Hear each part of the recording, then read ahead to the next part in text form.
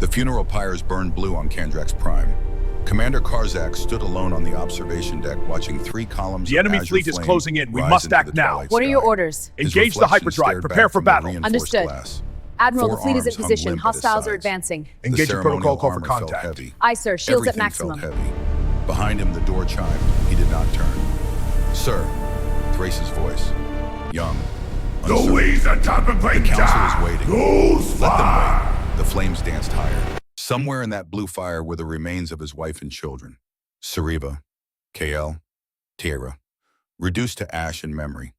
25 years ago felt like yesterday. The smoke rose into the darkening sky, carrying with it everything he'd loved, everything he'd failed to protect, everything that had taught him the most terrible lesson of his life. That mercy was weakness, that compassion could kill, that the only way to protect what you loved was to destroy every threat before it destroyed you. He'd learned that lesson standing here watching his family burn, and he'd spent the next quarter century proving he'd learned it well. 47 star systems conquered, 83 colonies claimed, a reputation that made enemy commanders surrender at the mere mention of his name. Commander Karzak, the man who never showed mercy, the man who never made the same mistake twice. But standing here now watching the pyres burn, just like they had 25 years ago, during the memorial service he'd attended alone, he wondered if he'd learned the right lesson after all. Sir, Thrace again, more insistent, they really are waiting. Karzak turned from the window, from the flames, from the past that never quite stayed buried. I'm coming. He took one last look at the memorial chamber, at the 3 pyres burning in honor of 3 lives cut short, at the lesson written in fire and grief. Then he walked away carrying that lesson like armor around his heart. 25 years of armor, 25 years of certainty, 25 years of being absolutely sure that he knew how to survive in a hostile galaxy. He had no way of knowing that in 3 months that certainty would kill him. Captain Karzak was 43 when he made the decision that would haunt the rest of his life. The Kryn pirate fleet hung dead in space. Their shields collapsed, their weapons offline, their ships drifting like corpses in the void. 12 vessels, 200 souls. His tactical display showed them all. Red dots, helpless, defeated, at his mercy. His crew waited for the order. The bridge was silent except for the ambient hum of systems and the quiet breathing of officers who'd seen this scenario before. They knew what came next, what always came next when you caught pirates. Sir, his weapons officer leaned forward, hands hovering over the firing controls. We have targeting solutions on all vessels, ready to fire on your command. Karzak studied the screen. The Kryn had been a plague on this sector for months.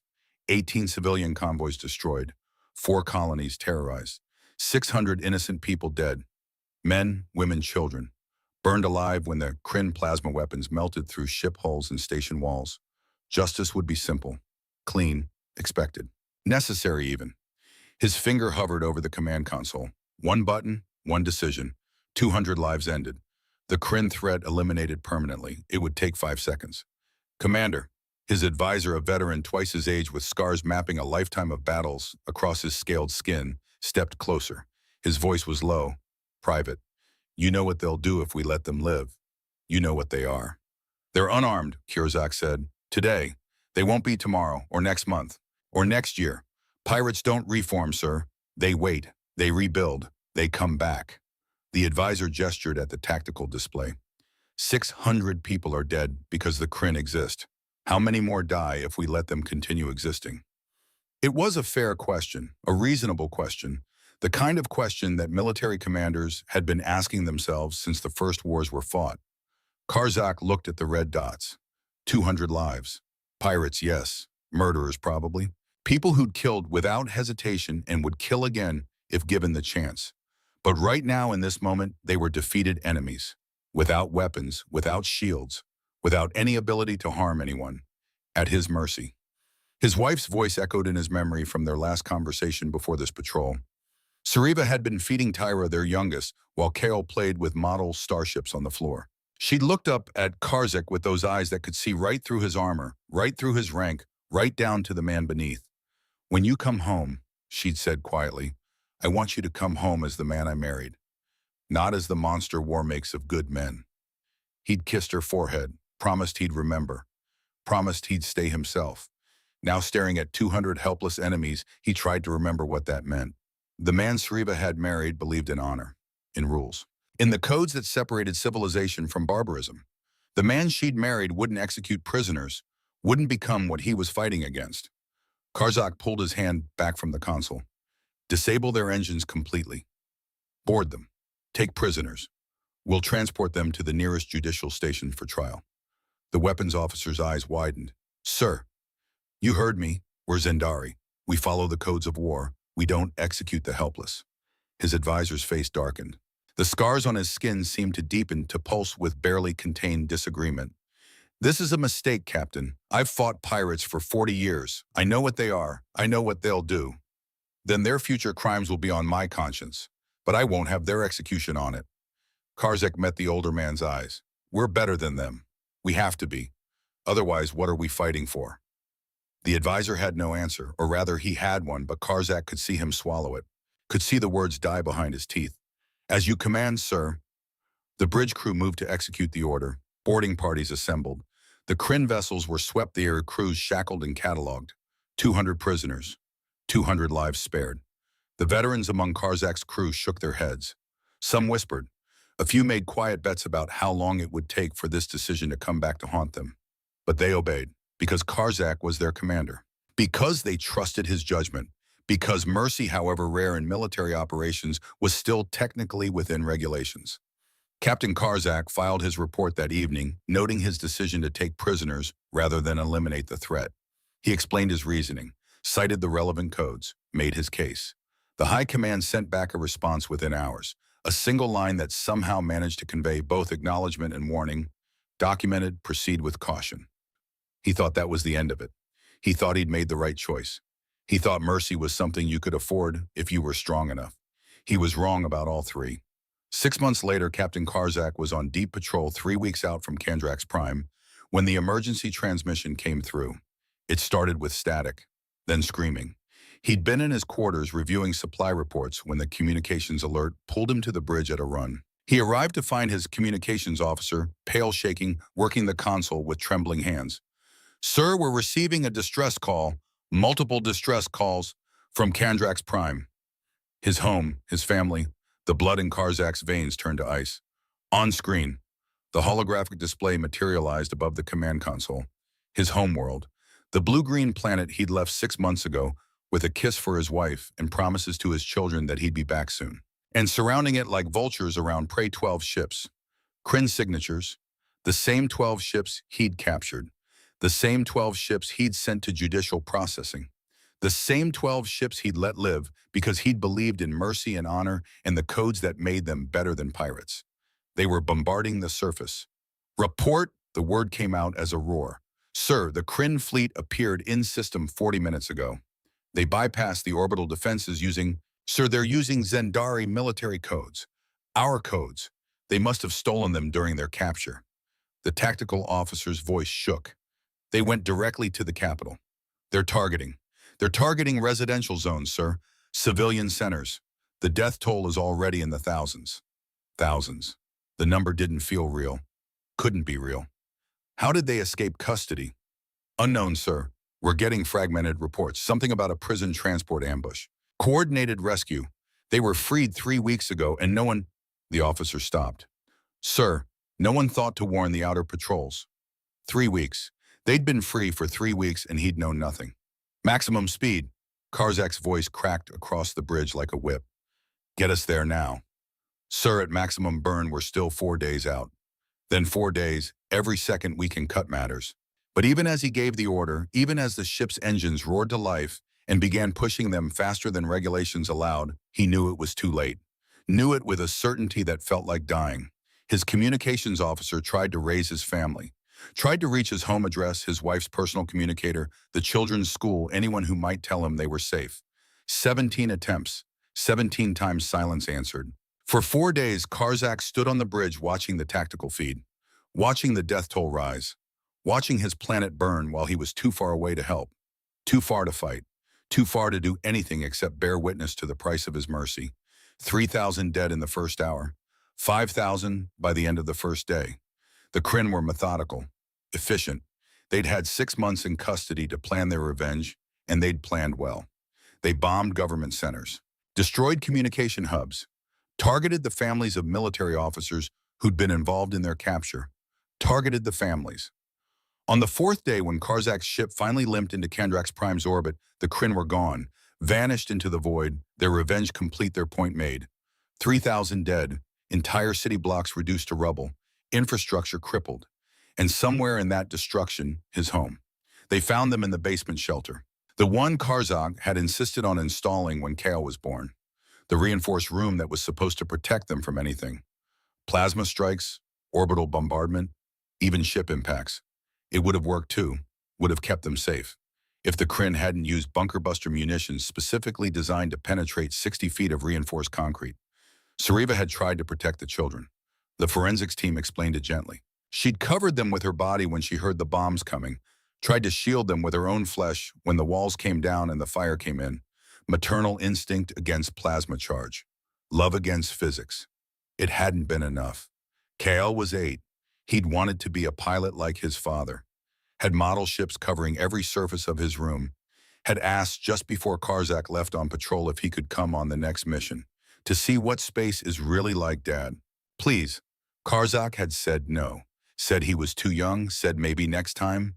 There wouldn't be a next time. Tyra was 5. She'd been learning to read, struggling with it, frustrated that the words didn't make sense, but determined. The last thing Karzak had heard her say was, "I'll read you a whole book when you get back, Daddy, I promise." She'd never get the chance. They cremated the bodies 3 days later, according to Zendari custom. Blue flame, azure smoke. Traditional words spoken by religious officials who'd spoken them too many times in the past week. Karzak stood alone watching them burn.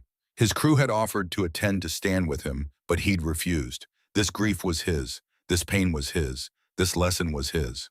The Council of Elders gathered in the Great Hall a week after the attacks to discuss the incident, to process, to find meaning, to decide what came next.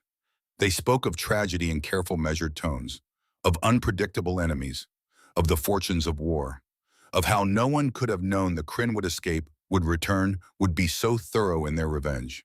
They spoke of everything except the truth, that this was Karzak's fault, that his decision to show mercy had killed 3,000 people, that his wife and children were dead because he'd been weak. Karzak said nothing during the council session, just sat in the visitors' gallery listening to them dance around the obvious, watching them try to make him feel better. It didn't work.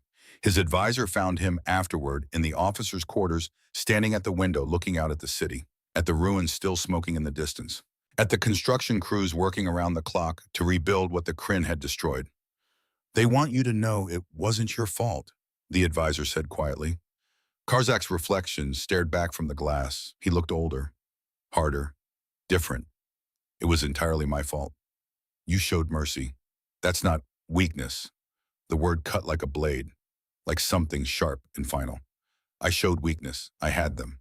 I had them helpless and defeated and at my mercy, and I let them go. I sent them to a prison that couldn't hold them, and 3,000 people paid the price. My family paid the price. You couldn't have known they'd escape." Karzak turned slowly, all 4 of his hands clenched into fists. "That's exactly the point. You never know. You can't predict every outcome, can't account for every variable. So when you have an enemy defeated, when you have them helpless, you end the threat. Permanently, completely, no exceptions, no mercy. Because mercy," when his voice broke, "because mercy gets the people you love killed." The advisor had no answer.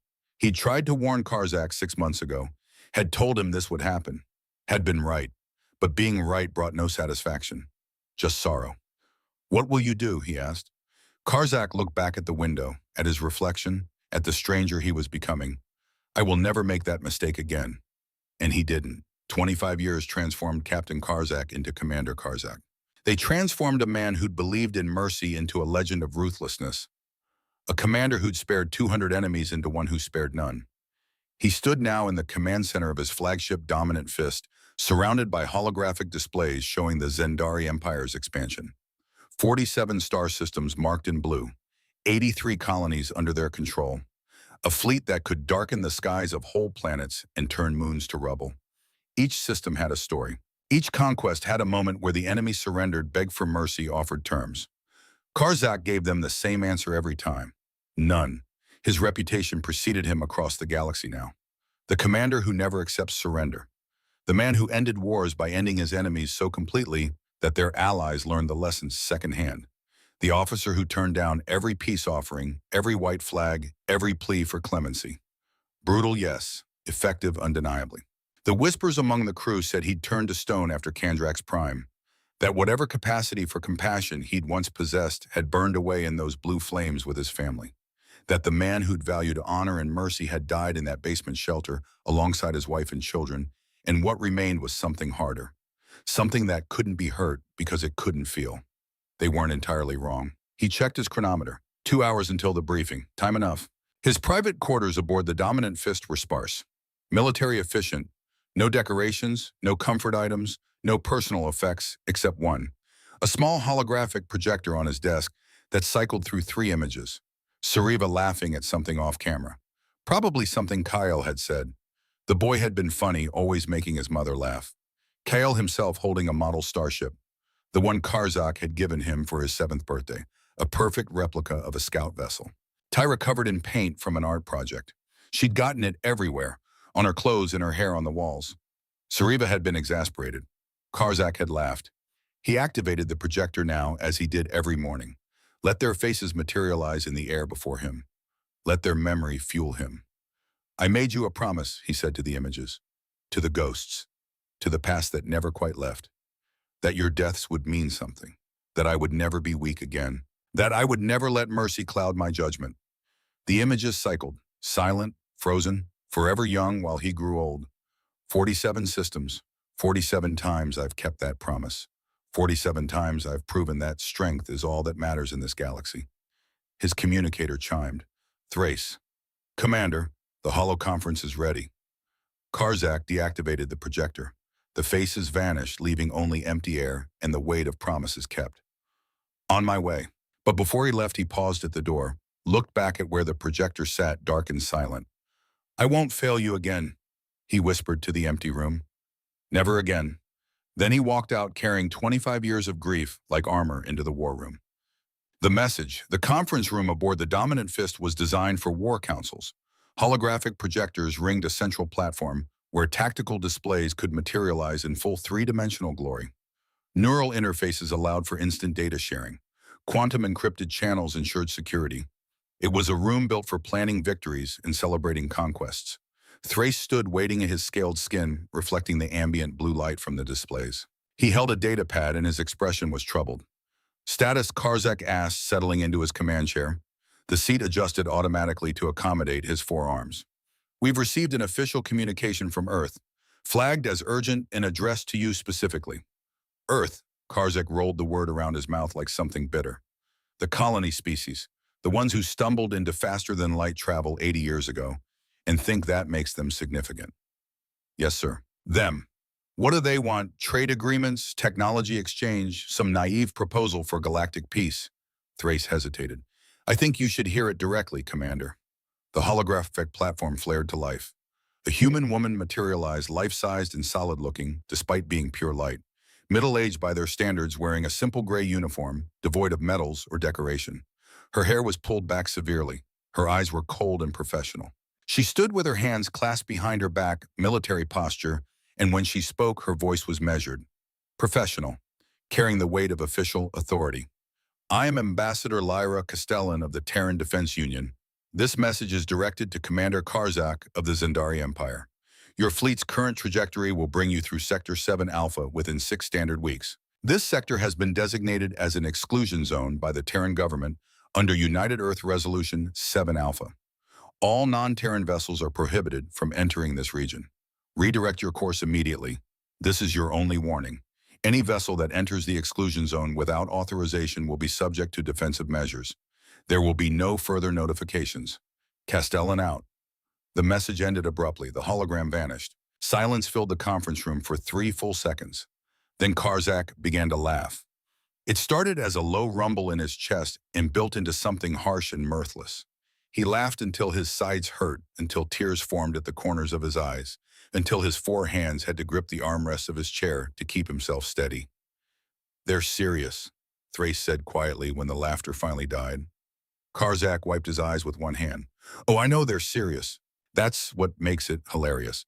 A species that's been off their homeworld for barely a century thinks they can claim 50 light years of space and expect the galaxy to comply.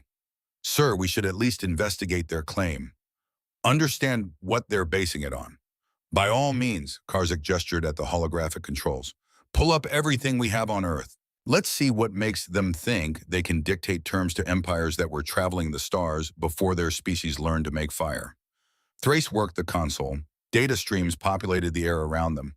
Population counts, industrial capacity, fleet composition, military engagements, economic output, political structure. 12 colony worlds, Thrace read aloud. Total population approximately 42 billion across all holdings. Fleet strength, he paused, scanning the numbers. 37 operational vessels as of last intelligence update. 37? Karzak let the number hang in the air. Let it speak for itself. We have more ships in our escort wing than they have in their entire navy. True, but their record is interesting. Thrace scrolled through combat reports. They've been involved in 3 military actions, 2 defensive, 1 peacekeeping. Their win-loss ratio is actually quite impressive, considering their limitations. They seem to fight above their weight class. Against what, pirates, rebels, border skirmishes with other minor species? Karzak waved dismissively. Pull up the Galactic Council's response to their exclusion claim. I want to see how the adults in the room handled this tantrum. More data materialized. Council proceedings from 3 months ago. Karzak watched the abbreviated recording, his expression shifting from amusement to satisfaction as he saw what he expected. Ambassador Lyra Castellan, standing before 73 species declaring Earth's boundary. Her voice firm, her posture confident, her complete and utter failure to read the room. Laughter from the assembly. Not cruel laughter, more like the indulgent chuckling adults give to children who say something adorably naive. Speaker Vorin of the Korvax delegation, his 3-part beak clicking in amusement. Ambassador Castellan, your species controls 12 colonies. The Zendari Empire controls 47 star systems. The Marquet Collective spans 300 worlds. What possible justification do you have for such a demand? Castellan's response, measured and cold. We are not demanding, we are informing. There is a difference. More laughter, louder this time. The vote, 71 species rejected the claim outright. 2 abstained, 0 in favor. Karzak stopped the playback. There's your answer. 71 civilizations looked at Earth's little ultimatum and laughed. Why should we be any different? Commander, Thrace's voice carried a note of caution. The 2 species that abstained, the Tauran and the Velix, both are known for their intelligence gathering. Both have extensive networks and deep analytical capabilities. If they chose not to dismiss Earth's claim outright, then they're more cautious than smart. Karzak stood, his forearms spreading wide in a gesture that encompassed the tactical displays. Look at the realities, Thrace. Earth has 37 ships. We have 300 in this fleet alone. They claim an exclusion zone. We need to pass through it to reach the outer rim trade routes efficiently. The alternative route adds 6 days to our journey. He pulled up a navigation chart. The red line showed their current planned route cutting straight through the region Earth claimed. The blue line showed the detour. 6 days, multiplied by hundreds of convoys per year.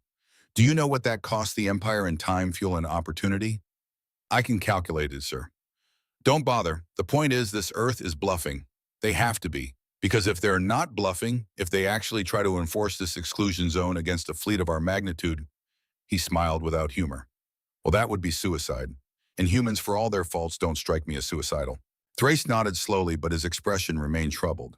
His tail twitched in a way that suggested deep unease. Something else on your mind, Karzak asked. Permission to speak freely, sir.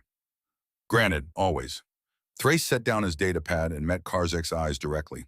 The humans fought a global war, sir. Multiple global wars, actually. Nuclear weapons, chemical warfare, biological agents. They came within hours of rendering their own planet uninhabitable. Multiple times over the course of their history. I'm aware of their violent past. Most species have one. Yes, but most species destroy themselves when they reach that point. The statistical probability of a species achieving nuclear capability and not using it to extinction is less than 30%. The humans reached that point. They teetered on the brink, and then they stopped. They unified. They chose survival over destruction. Showing admirable restraint. No, sir. Showing that they understand consequences. that they can see the long game, that when they make a decision, they've thought it through to the end. Thrace's voice lowered. A species that nearly destroyed itself and pulled back doesn't issue warnings lightly. They know what it means to face extinction. If they're drawing a line and saying, stay out, there's a reason.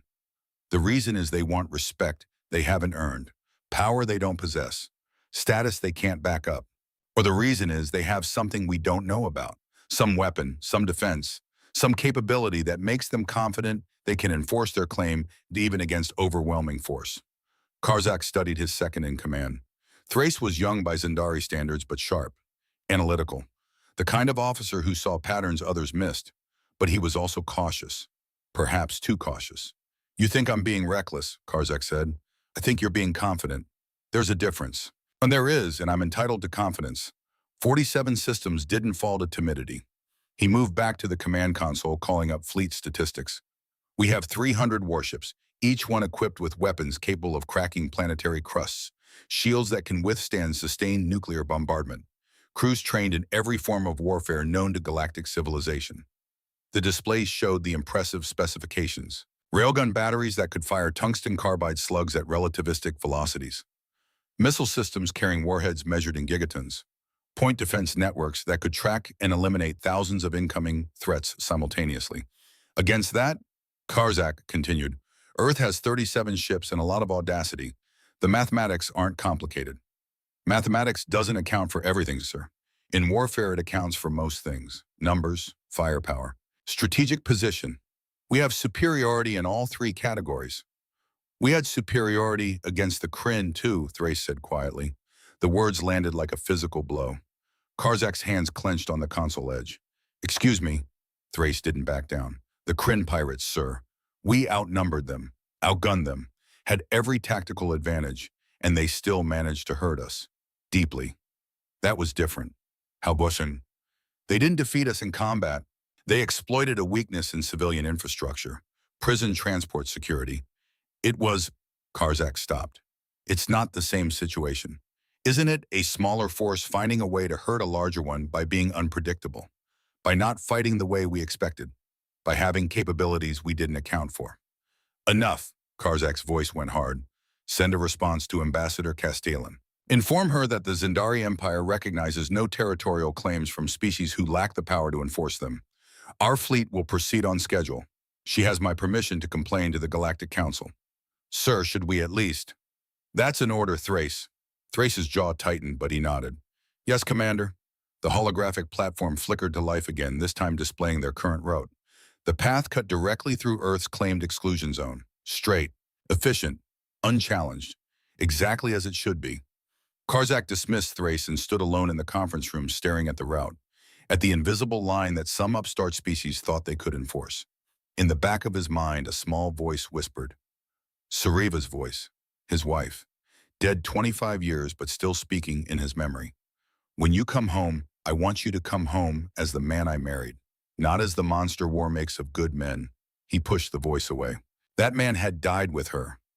What remained was what needed to remain, what the galaxy demanded, what survival required, strength, certainty, the absolute refusal to show weakness ever again.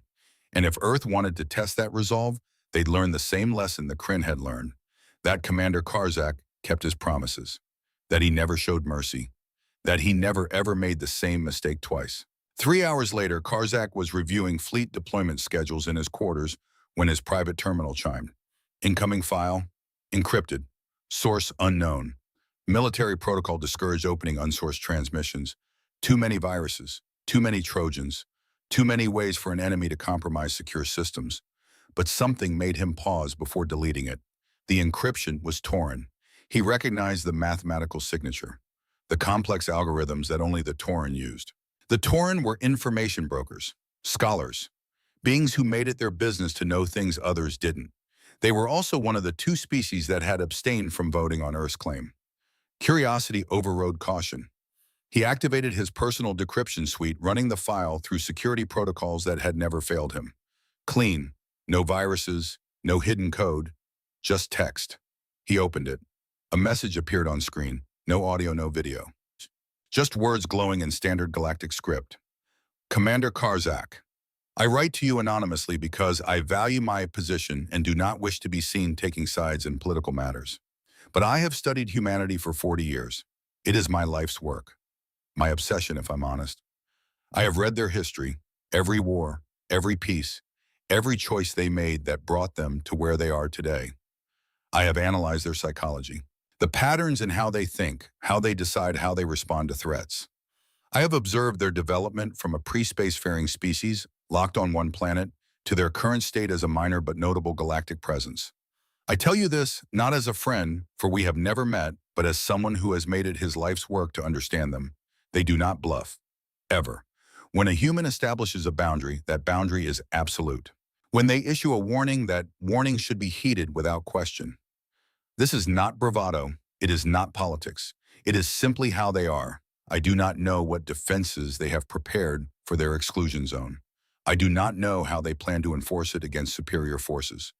I do not know the technical specifications of whatever weapons or systems they have developed, but I know with absolute certainty that they have prepared something, and I know that it will be effective, because that is what humans do. They prepare, they plan, they think generations ahead, and they never ever draw a line they cannot defend. Please, Commander, reconsider, take the longer route, add 6 days to your journey. It is a small price compared to what you will pay if you ignore this warning. I have studied your history as well. I know about the Kryn incident. I know what it taught you. But I fear you learned the wrong lesson. You learned that mercy is weakness. The correct lesson is that underestimating an enemy is weakness. Do not underestimate the humans. A concerned observer, Karzak, read the message twice, then a third time, then he deleted it. A concerned observer. A coward, more likely. Someone too afraid to attach their name to their advice. The galaxy was full of caution mongers and second-guessers, people who saw danger in every shadow and called it wisdom. He'd built an empire by ignoring such voices. Still, the message bothered him in a way he couldn't quite articulate. The Tauren didn't engage in fear-mongering. They dealt in facts, in probabilities, in cold mathematical assessment. They were scholars, not propagandists. If one of them had taken the time to send an anonymous warning to risk their professional reputation by involving themselves in military politics, he shut down that line of thinking immediately. Doubt was poison. Hesitation was weakness.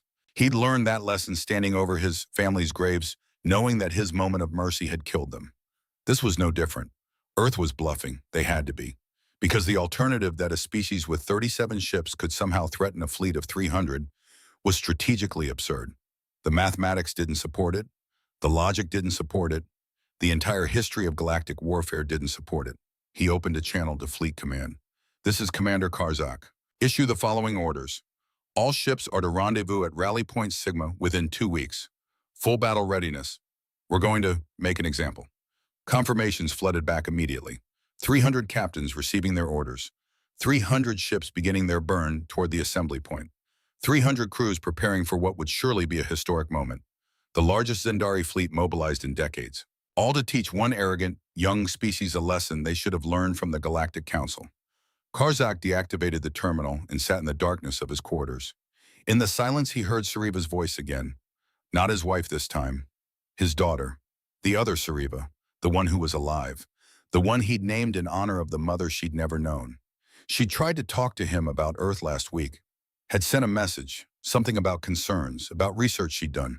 About warnings she wanted to deliver. He'd deleted that message too without listening to all of it. Hadn't had time. Hadn't thought it important. His daughter worried too much. Saw threats where none existed. She'd inherited her mother's compassionate nature, but not her father's strategic mind. He'd call her later, after this was resolved. After Earth backed down and the galaxy learned once again that power was the only language that mattered. For now he had a fleet to assemble. A lesson to teach. A promise to keep. Karzak stood and walked to the viewport. Stars stretched in every direction, infinite and cold and beautiful. Somewhere out there, Earth waited with their 37 ships and their ridiculous claims. In 2 weeks, they'd learn what happened when arrogance met reality. Karzak's personal communicator vibrated against his desk an hour later. He glanced at the caller ID and felt his stomach tighten. Sariva, not his dead wife, his daughter. 25 years old, born a year after the attack. Named in honor of the mother she would never know. The result of a brief second marriage that had lasted only 3 years. When that relationship had fractured under the weight of his grief and her inability to fill the void, Sariva had left his daughter was all Karzak had left of family. And he'd been a terrible father. He knew that. Too distant, too focused on his career, too wrapped up in proving he'd learned his lesson from the Kryn. But she still called, still tried, still hoped somehow that she could reach the father buried under all that armor. He considered not answering. He had a fleet to organize, a campaign to plan. Personal matters could wait. But the call persisted. Third chime, fourth, he answered. Her face materialized above the communicator. She had her mother's eyes. That detail never failed to hit him like a hammer to the chest. The same shape, the same color, the same way of looking at him that seemed to see right through his rank and his reputation down to the frightened man beneath. Father. Sariva. His voice came out more formal than intended, more cold. I'm in the middle of... I heard about the fleet mobilization. She cut him off, direct, like him. One of the few things she'd inherited from his side of the family. You're going to Earth. How did you... He stopped. Of course she'd heard. She worked in diplomatic corps now. Information flowed to her before it reached most military channels. This is classified information. Father, please tell me you're not actually planning to force your way through their exclusion zone. It's not forcing our way through. It's using established trade routes that have existed for thousands of years before Earth even achieved spaceflight. Routes that now pass through territory they've claimed. Territory they have no right to claim. Sariva's image leaned forward. Even through the hologram, he could see the concern etched into her features, the worry in her mother's eyes. Father, I've been researching Earth for the past 2 weeks, ever since I heard rumors about this confrontation. I've read their history, their military doctrine, their strategic philosophy. They're not like other species. I'm aware of their history. Nuclear war, near extinction, remarkable recovery. Very inspiring. Also irrelevant to the current situation. It's not irrelevant. Her voice rose. Don't you see they're a species that spent 10,000 years fighting themselves? They developed weapons that could sterilize their planet, and they came within hours of using them. Multiple times. And then they stopped. Showing admirable restraint. No, her voice sharpened. Showing that they understand consequences better than anyone else in the galaxy. Showing that when they make a decision, they've already thought through every possible outcome. They didn't stumble into unification, Father. They chose it. They chose it because the alternative was extinction. And once they make a choice like that, they commit to it completely. Karzak felt irritation rising. This was why he avoided these conversations. His daughter meant well, but she didn't understand military realities. What's your point, Sariva?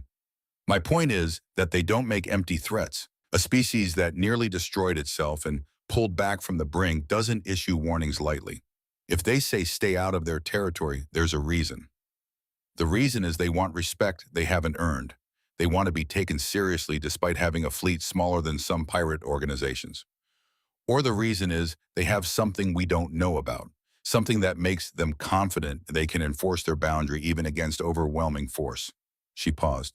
Father, please, I know what happened with the Kryn. I know what you think you learned from that, but this isn't the same situation. The mention of the Kryn hit like a physical blow. Karzak's 4 hands tightened on the desk edge until his knuckles went white. Don't, he said quietly. Don't go there. Someone has to. You've spent 25 years proving you'll never show weakness again. Making sure no enemy ever gets a second chance. Building a reputation as the commander who never accepts surrender. But Father Earth isn't asking for mercy. They're asking for respect. There's a difference. They're asking for something they haven't earned with a fleet of 37 ships. Maybe they have earned it in ways that don't involve fleet size. Sariva's expression softened. I'm worried about you. Everyone in diplomatic corps is talking about this confrontation. The consensus is that Earth wouldn't make this stand if they couldn't back it up. The Tauren certainly seem to think so. They've issued travel advisories for the entire sector. So the anonymous message hadn't been a lone voice. The Tauren were warning everyone publicly now. The Tauren are professional Barishiazuemas, Karzak said. It's their nature to see threats. The Tauren have been observing galactic politics for 3,000 years. When they issue warnings, people listen. People with less confidence in their capabilities, perhaps. Silence stretched between them. Karzak could see his daughter struggling with something. Some decision about whether to continue pushing or let it go. She chose to continue. Father, please, I'm not asking you to cancel the fleet mobilization. I'm not asking you to back down publicly. I'm just asking you to take the long route. 6 extra days. That's all it costs. Is your pride really worth more than that? This isn't about pride, but even as he said it, he knew it was partially a lie. It's about maintaining order, about showing the galaxy that established powers don't bow to newcomers with delusions of grandeur. And if you're wrong, if Earth does have something that can stop you, what then? Then we'll deal with it. We always do. Like you dealt with the Kryn. The question came out sharp, cutting. Karzak felt anger flash through him. That's not fair. Isn't it you made a decision based on certainty, based on what you thought you knew? And you were wrong, catastrophically wrong. What makes you think you can't be wrong again? Because I learned from that mistake. I learned that you can't afford to show weakness, can't afford to hesitate, can't afford to let threats persist. You learn to never question yourself, to never consider that you might be missing information, to never enough. His voice cut across hers like a blade. I don't have time for this discussion. I have a fleet to command. Tears formed at the corners of Sariva's eyes. She wiped them away angrily. You never have time. Not for me, not for anything that might make you question the walls you've built around yourself. Sariva, do you know what my mother's last words were? Not my birth mother, the one who raised me for 3 years before she left because she couldn't compete with a ghost. Karzak said nothing. He'd never asked, never wanted to know. She said, I hope someday he learns that strength isn't the same as being an unbreakable, that the strongest walls are the ones that can bend. Sariva's voice cracked. She was right. You are so rigid, Father, so inflexible, so certain, and I'm terrified that certainty is going to kill you. Nothing is going to kill me. I have 300 warships. The Kryn had 12 ships, and they killed 3,000 people. Earth has 37, and they're confident enough to challenge the entire galaxy. Numbers aren't everything. In warfare, they're most things. Sariva closed her eyes. When she opened them, there was something final in her expression. A decision made. You've made up your mind. You're going to do this no matter what I say. I am. Then I can't stop you. She looked away from the camera. Just please be careful. Please don't let pride make you stupid. Please remember that you're not just Commander Karzak, who conquered 47 systems. You're also my father. And her voice broke, and I can't lose you too. You won't lose me. Promise. He wanted to promise, wanted to give her that certainty. But something in the Tauren's warning and Thrace's doubts and his daughter's fear made him hesitate. I'll be careful, he said instead. That's not a promise. It's all I can give you right now. More silence, longer this time. I love you, Father. I love you too, daughter. She ended the call. Her face vanished, leaving only empty air and the weight of words unsaid. Karzak sat in the darkness of his quarters, staring at where her image had been. Her mother's eyes, always her mother's eyes, looking at him with that mixture of love and disappointment. For a moment, just a moment, doubt whispered in the back of his mind. What if she was right? What if he was being stupid? What if pride was blinding him to real threats? Then he crushed that doubt, destroyed it, burned it away with the same certainty that had carried him through 25 years. He stood, squared his shoulders, and walked to the command deck. 300 ships were waiting, and in 6 days, Earth would learn that warnings without power were just noise. 2 weeks later, the fleet assembled. Karzak stood on the bridge of the Dominant Fist, watching through the main viewport as ship after ship dropped out of faster-than-light travel.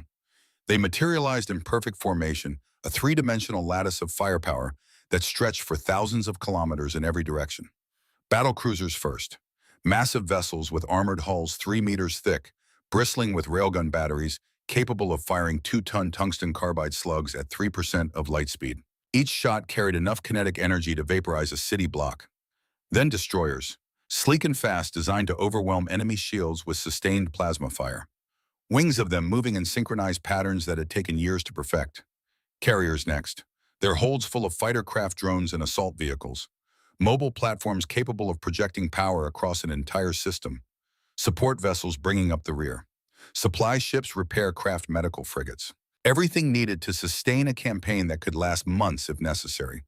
300 ships, 50,000 crew members, enough firepower to reduce a moon to rubble or turn a planet's surface to glass, all to prove a point to one arrogant species. Fleet status, Karzak asked. Thrace consulted his displays, his three eyes moving independently as he scanned multiple data streams.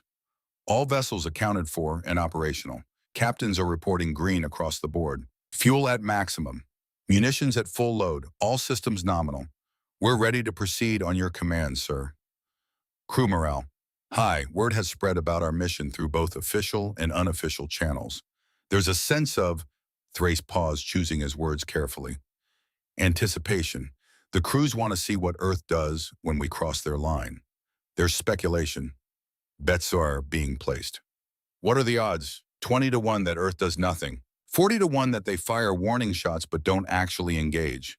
5 to 1 that they file a protest with the Galactic Council, and that's the extent of their response. And the odds that they actually try to stop us?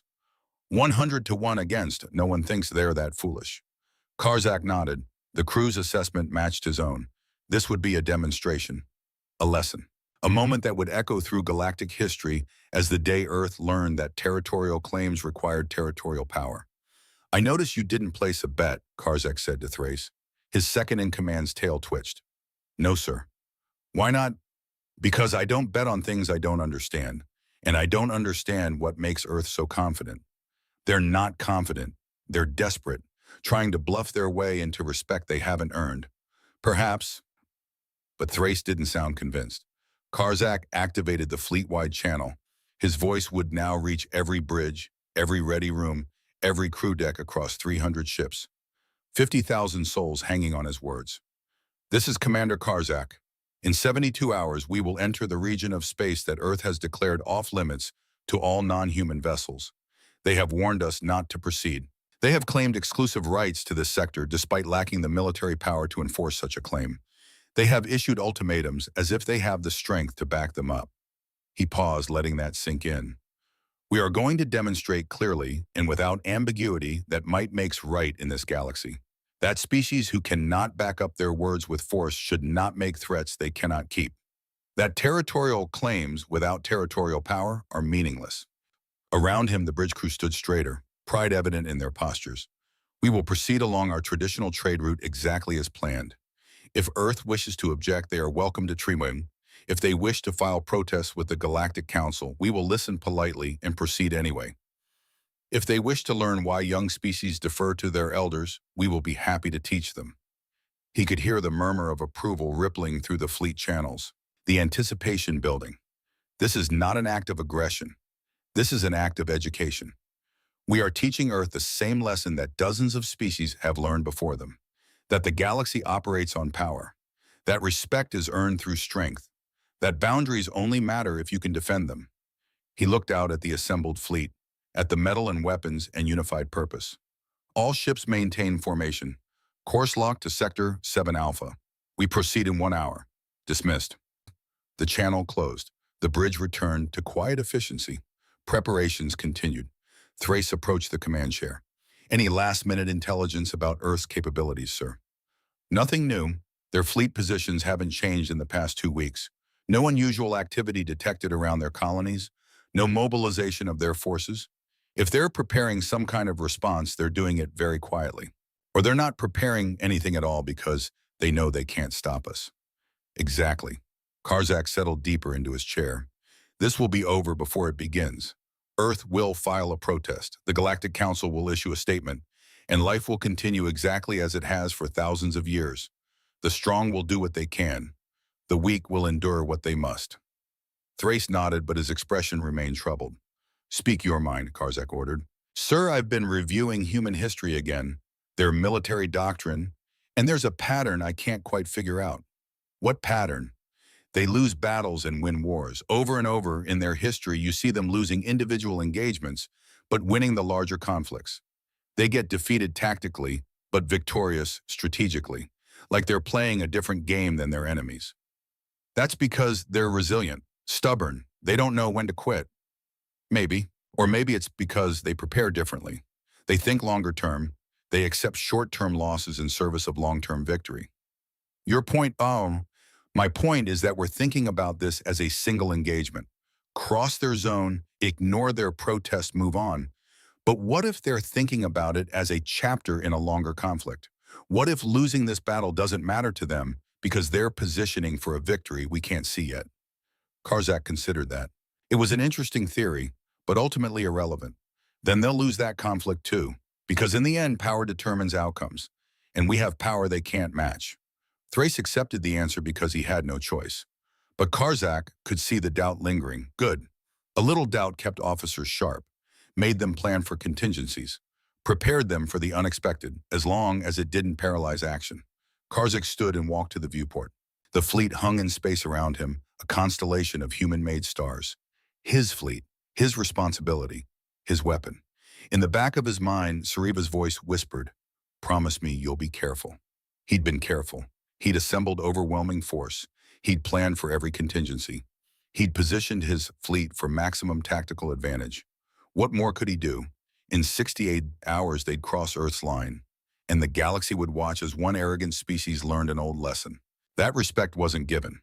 It was taken. And the Zendari Empire had been taking it for centuries. The fleet had been traveling for 36 hours when the package arrived.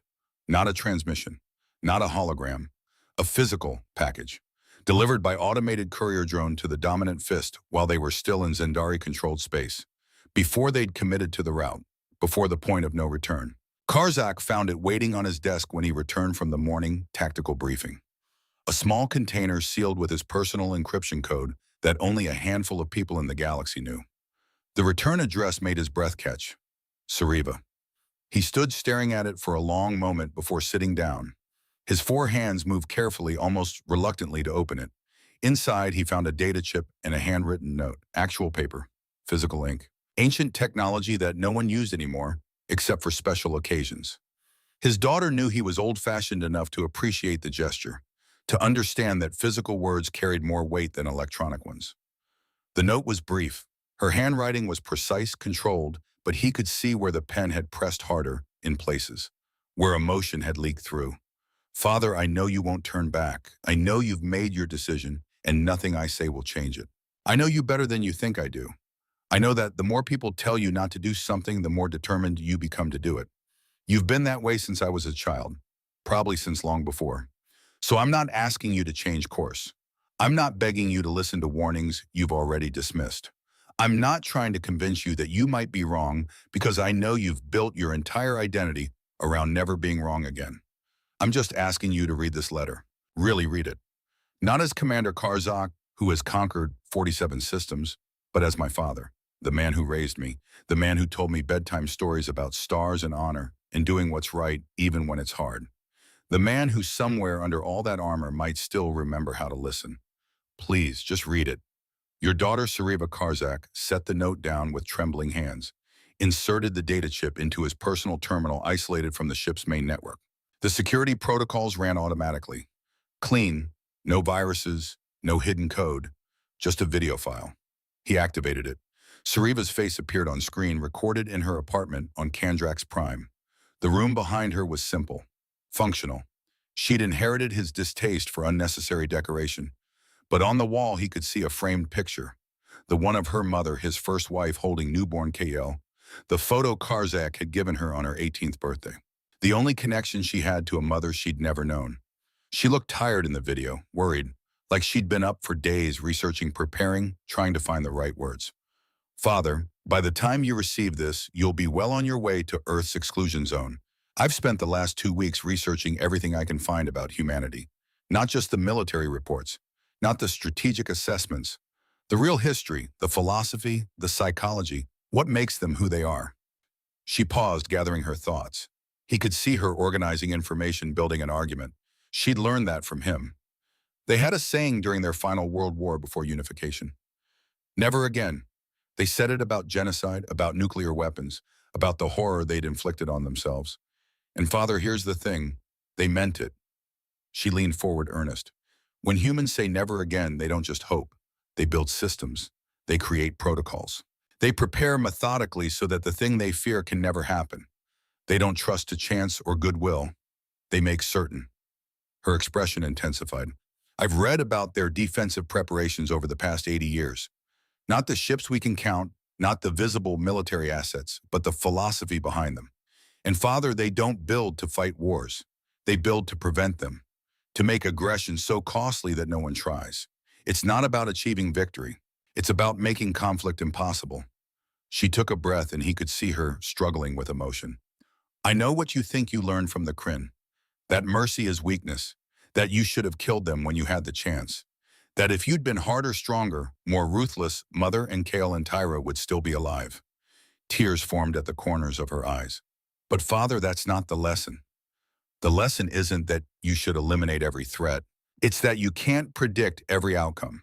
You can't control everything. And sometimes the harder you try to eliminate every threat, the more threats you create. Sometimes strength isn't about never bending. It's about knowing when to. She wiped her eyes.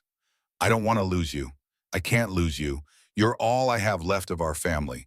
The only connection to a mother I never knew and siblings who died before I was born. So please, please, if you're going to go through with this, at least be careful. At least consider that maybe, just maybe, Earth knows something you don't. Her voice dropped to almost a whisper. And if you can't do it for yourself, do it for me. Because I've spent 25 years watching you destroy yourself with certainty. Watching you turn into someone who can't hear warnings, can't accept advice, can't admit the possibility of being wrong. And I'm terrified that this time that certainty is going to kill you. The video ended. Karzak sat in silence for a long time staring at the blank screen. Then slowly, deliberately, he deleted the file. Not because her words didn't affect him. They did. Too much. She'd reached past his armor, past his reputation, past everything he'd built, and touched something he'd thought was long dead. The part of him that could still feel fear.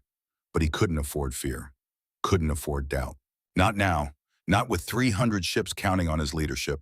Not with the eyes of the galaxy watching. He activated his communicator. Sariva answered on the second chime, her face appearing before him. Her eyes were red. She'd been crying. You got my message, she said, more statement than question. I did. And I appreciate your concern, but my decision stands. Her expression fell, the hope dying in her mother's eyes. Father, Sariva, I've commanded fleets for longer than you've been alive. I've faced enemies that would have destroyed the Kryn 100 times over. I know what I'm doing. Do you... Her voice cracked. Or are you so focused on never showing weakness again that you can't see when strength becomes stubbornness, when certainty becomes blindness? The words hit harder than he expected. He felt his jaw tighten, his hands clench. I am doing what's necessary to maintain order in the galaxy, to show that established powers don't bow to upstarts with delusions of grandeur. You're doing what feels safe, her voice rose.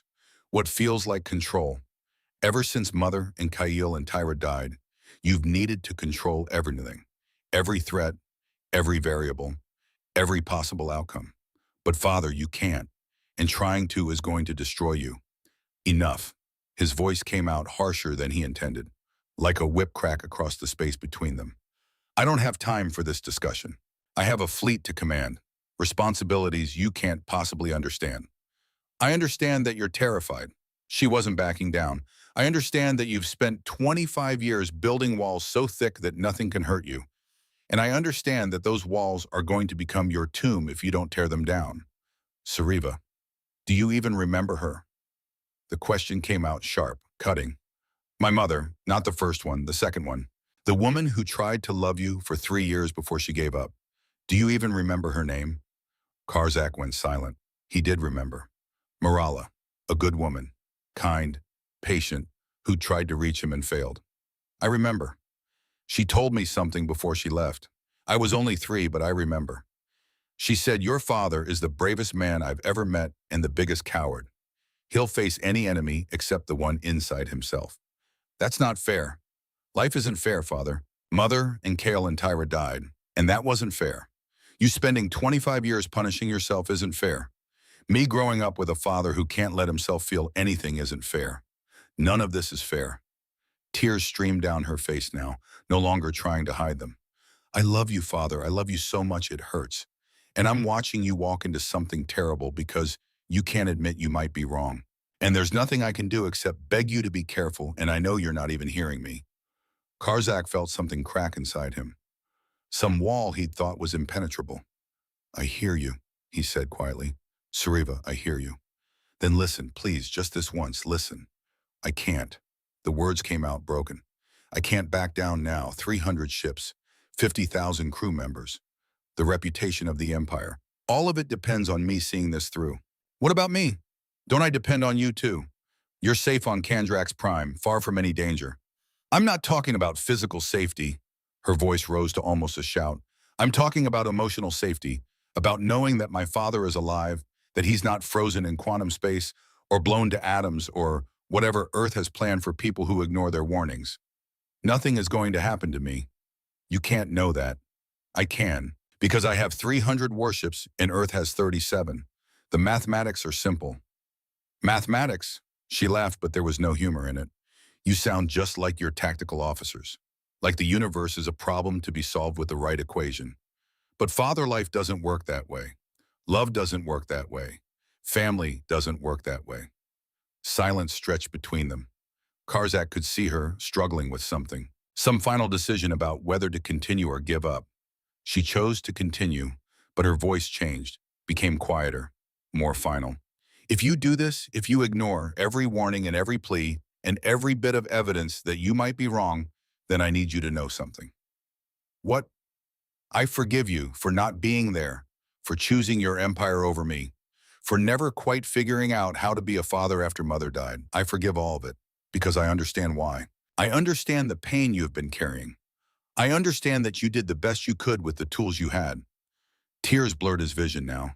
He wiped them away angrily. But I also need you to know that if you die out there, if Earth's defenses do what I think they'll do, I won't mourn you the way I mourned the mother and siblings I never knew. I won't spend my life wondering what could have been. I'll mourn what could have been if you just listened, if you just bent instead of breaking. Sariva, I love you, Father. I will always love you, but I can't save you from yourself. Only you can do that. She ended the call. Her face vanished, leaving only empty air and the weight of words that could never be unsaid. Karzak sat alone in his quarters, staring at the blank screen where his daughter had been. His hands were shaking. All four of them. He clasped them together to make it stop, but it didn't work. For the first time in 25 years, Commander Karzak felt something he thought he'd burned away with his family. Doubt, real bone-deep, terrifying doubt. What if she was right? What if he was being stupid? What if pride, uncertainty, and the desperate need to never be wrong again were blinding him to real danger? He stood and walked to his private safe, opened it. Inside, carefully preserved, was the last physical photograph of his first family. Taken a week before he'd left on the patrol that ended with the Kryn. Sariva laughing, Kekel holding his model ship, Tyra covered in paint. All of them dead because he'd shown mercy. He stared at the photo for a long time. Then he put it back, closed the safe, and made his choice. He would see this through. Because turning back now would mean admitting his daughter was right, that he'd learned the wrong lesson. That 25 years of certainty had been built on a foundation of fear rather than strength. And he couldn't do that, couldn't tear down everything he'd built, couldn't face the possibility that the man he'd become was the wrong man. So he would go forward, into Earth's exclusion zone, into whatever they had waiting. And he would prove once and for all that strength was enough, that power mattered more than warnings, that he'd been right all along. He had to be right. Because if he was wrong, if his daughter was right, then everything he'd done for 25 years had been pointless. His wife and children had died for nothing. And he'd wasted his entire life on a lesson that was false from the beginning. No, he was right. He had to be. Karzak walked out of his quarters and back to the command deck. 300 ships were waiting, and in 72 hours, Earth would learn, one way or another. The fleet emerged from faster-than-light travel at the designated staging point, 4 light hours from Earth's declared boundary, close enough to make their intentions crystal clear, far enough to give Earth time to reconsider their position. Karzak expected an immediate response, a hail, a diplomatic overture, a last-minute attempt at negotiation. They received nothing. Scan the region, he ordered. Full spectrum analysis. I want to know if Earth has positioned any vessels near the boundary, any defense platforms, any observable preparations. The sensor officer worked her console, her 3 eyes narrowing in concentration as she processed data from multiple sources. Sir, I'm picking up minimal traffic in the region. A few cargo haulers following approved routes well outside the zone. Some civilian pleasure craft engaged in recreational activities. No military vessels within sensor range. Nothing. Karzak felt something twist in his gut. Not fear, just wrongness. No visible response to a fleet of 300 warships sitting on their doorstep. No, sir. If Earth is planning to contest our passage, they're not showing it, at least not in any way our sensors can detect. Thrace stepped closer. His voice was low. Perhaps they've reconsidered, realized the futility of opposing us, decided to save face by simply ignoring our presence. Perhaps. But something about the silence bothered Karzak more than threats would have. Silence was deliberate, calculated. It meant Earth was confident enough not to posture, not to bluff, not to waste breath on warnings that had already been delivered. Open a channel, broadcast on all frequencies, including the one Earth used for their original warning. I want them to know we're here. I want them to have one final opportunity to back down. The communications officer nodded. Channel open, sir. You're broadcasting on all standard frequencies plus the Earth diplomatic band. Karzak straightened in his command chair. His voice would carry to Earth, to the Galactic Council monitoring stations, to anyone listening in this sector of space. This is Commander Karzak of the Zendari Imperial Fleet. We are currently positioned 4 light hours from your declared exclusion boundary. In 48 hours, we will proceed along our traditional trade route, which passes through the region you have claimed. This is not an act of aggression. This is standard navigation along established space lanes that have been in use for thousands of years. He paused, letting that sink in. If you wish to file a diplomatic protest with the Galactic Council, you may do so. We will respect your right to be heard. But we will also exercise our right to navigate freely through space that no single species can legitimately claim. This courtesy notification is now complete. He signaled to cut the transmission. The silence resumed, deep, absolute, like space itself was holding its breath. Now we wait, Thrace said quietly. They waited for 6 hours. Then finally a response arrived. Not from Earth's government, not from Ambassador Castellan, not from any official source, from a single ship. The vessel appeared on their sensors at 0300 hours ship time, small, unarmed according to their weapon signatures, moving slowly toward their position from the direction of Earth's inner colonies. Single vessel approaching, the tactical officer reported. Human design, matches the profile of their Wayfarer-class research ships, no weapon signatures, minimal shielding, energy output consistent with a small crew. Reading as 5 individuals, sir, just 5. 5. Karzak felt a mixture of disbelief and something close to insult. They send 5 people to face 300 warships. They're hailing us, sir. Put them through. Let's see what Earth thinks 5 people can accomplish. The main view screen flickered. The bridge lights dimmed automatically to improve contrast. And a human woman appeared. She was older than Ambassador Castellan, maybe 50 by their reckoning, though human ages were difficult to judge. Dark skin weathered by time and what looked like years of exposure to different environments. Gray streaked through her hair, which was pulled back in a practical braid. She wore a simple flight suit with captain's insignia. No medals, no decoration. But her eyes held something Karzak recognized immediately because he saw it in his own mirror. Sadness. Deep, permanent sadness. The kind that came from losing something you could never get back. And underneath that sadness, resolution. The look of someone who'd already made peace with what was coming.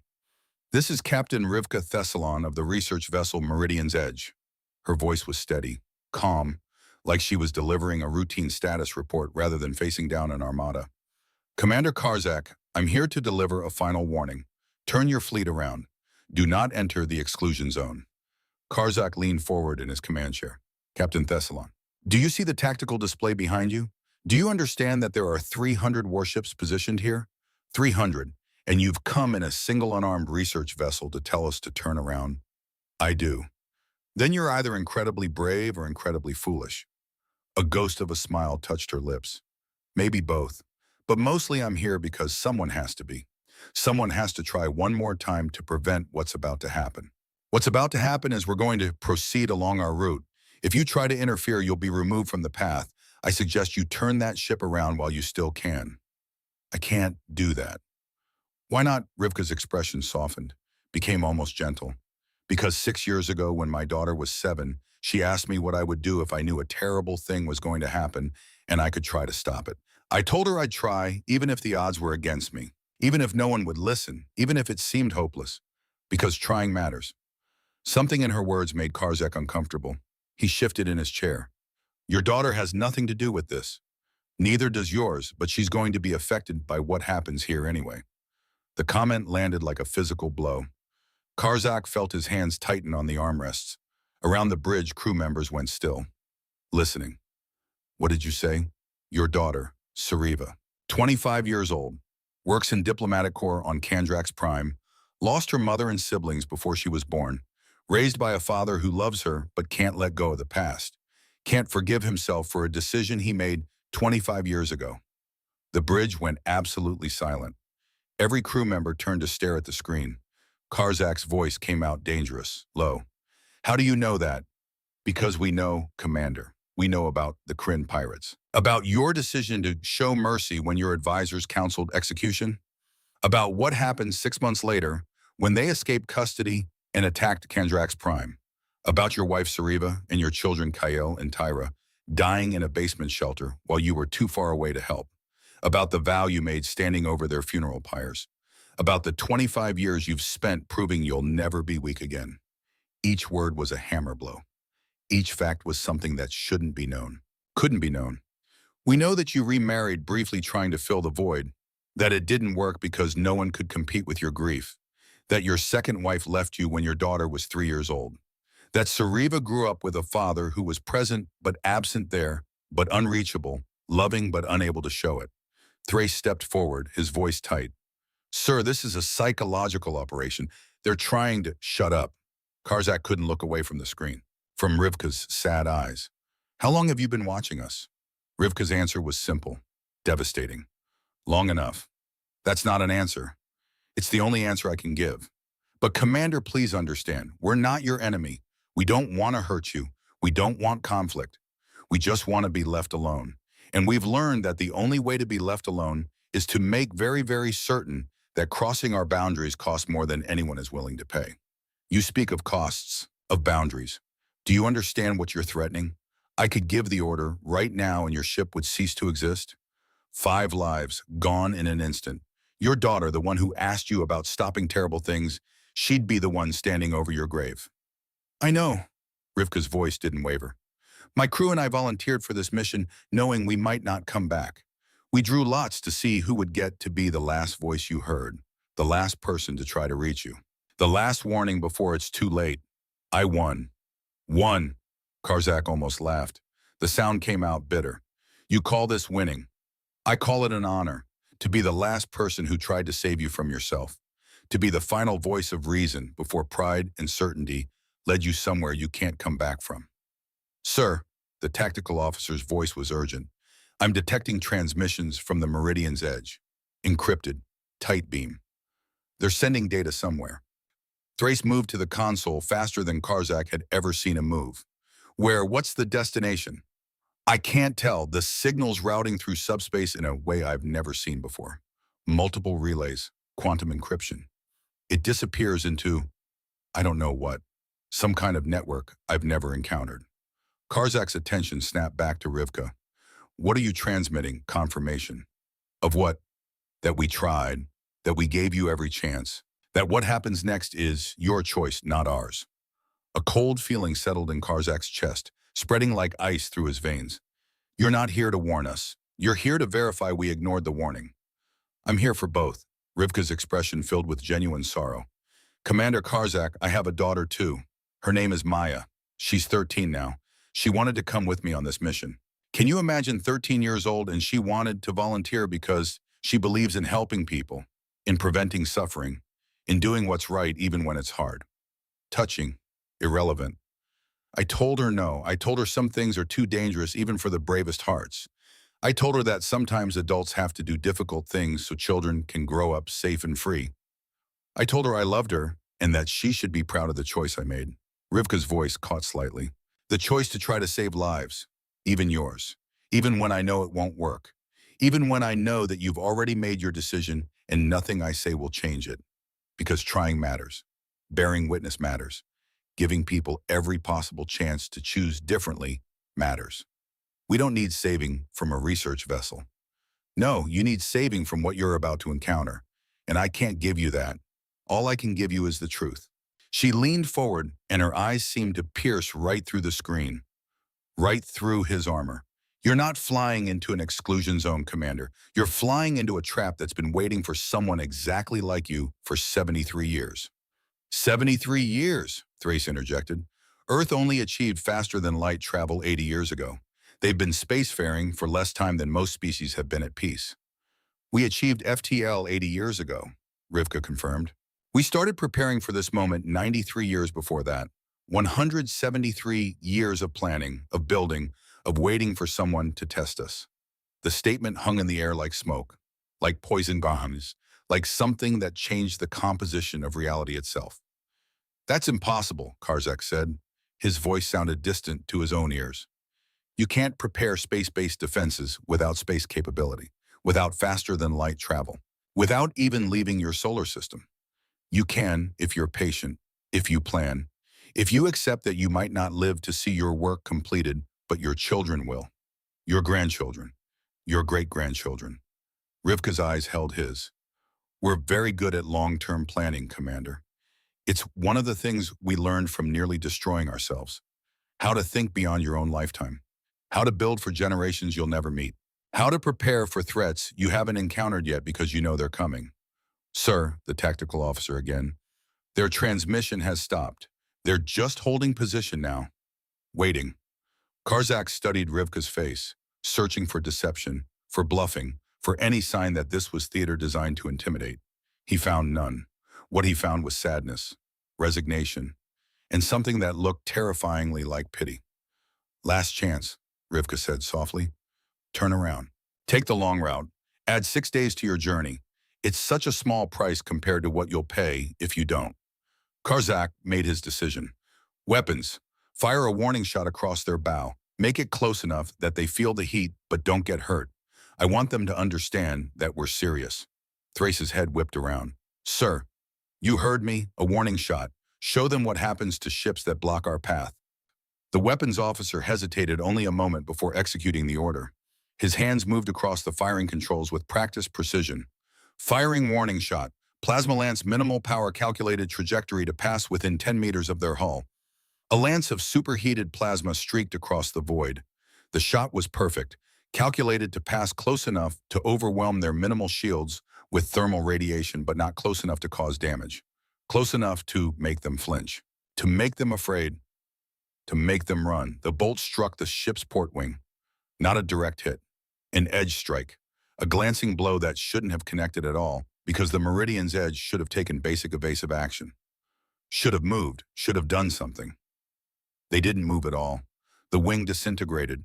Atmosphere vented from the wound in a crystalline spray that caught the light and turned it into temporary diamonds.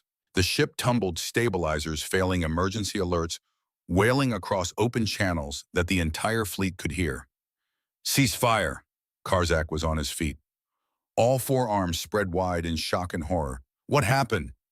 That was supposed to miss. The ship didn't take evasive action, sir. The weapons officer's voice shook. His hands trembled on the controls. They didn't move at all. They just let us hit them. On the view screen, the Meridian's edge stabilized, barely. Emergency force fields had sealed the breach, but the ship was crippled.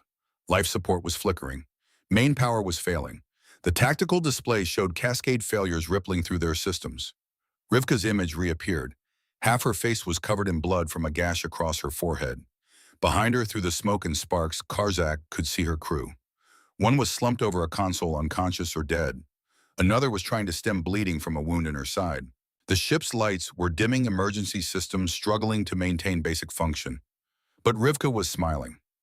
Not with triumph, not with anger, with sad understanding, with the expression of someone whose worst expectations had been confirmed.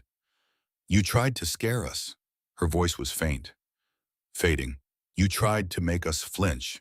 Thank you for that, Commander. It means there's still mercy in you somewhere buried under all that armor you've built. Medical emergency, Karzak shouted. Dispatch rescue teams immediately. Get them off that ship. Don't bother. Rivka coughed. Red droplets floated in the zero gravity, spreading like a crimson constellation. We have maybe 30 seconds before life support fails completely. Not enough time for rescue. Not enough time for anything except this. Then why aren't you evacuating? Because this is what we came here to do. To show you that humans don't bluff. That when we draw a line, we mean it. That some of us will die to prove that point if it saves everyone else. She coughed again. More blood. My daughter asked me what I would do. This is what I do. I try to save lives, including yours, even if it cost me mine. You're dying for nothing. No. Her voice was barely a whisper now. I'm dying so my daughter can grow up in a galaxy where boundaries mean something, where warnings are respected, where young species don't get crushed by old empires just because they're young, just because they dared to say no. Behind her, another crew member collapsed. The ship's lights dimmed further, failing. Commander Karzak. Rivka looked directly into the camera, directly at him, and her eyes, even through the blood and pain, held something fierce, something unbreakable. We know everything about your empire, about your tactics, about your daughter Sariva and her fear of losing you. We've been watching, learning, preparing for longer than you can imagine. How, the word tore from his throat. How do you know about Sariva? Because, Rivka smiled again, sad, tired, final. Because when you're a species that nearly destroyed itself, you learn to study every potential threat in exhaustive detail. You learn to gather intelligence, to observe without being seen, to understand your enemies better than they understand themselves. We don't seek to harm you, Commander. We seek to understand you, and we do, better than you understand yourselves. The ship's lights went out completely. Emergency power only. Rivka's face was lit by the red glow of failing systems. Tell Sariva. She coughed violently. Tell her that some of us tried. Tell her that her father was warned. Tell her that what happens next is not her fault. It's not even his fault, really. It's just the price of ignoring warnings. Rivka, my daughter's name is Maya. Her eyes were closing. 13 years old, lives in New Geneva on Earth. She wanted to save you. I wanted to save you. We all wanted. The transmission cut. On the tactical display, the Meridian's edge went dark. Life support failed completely. The ship tumbled through space.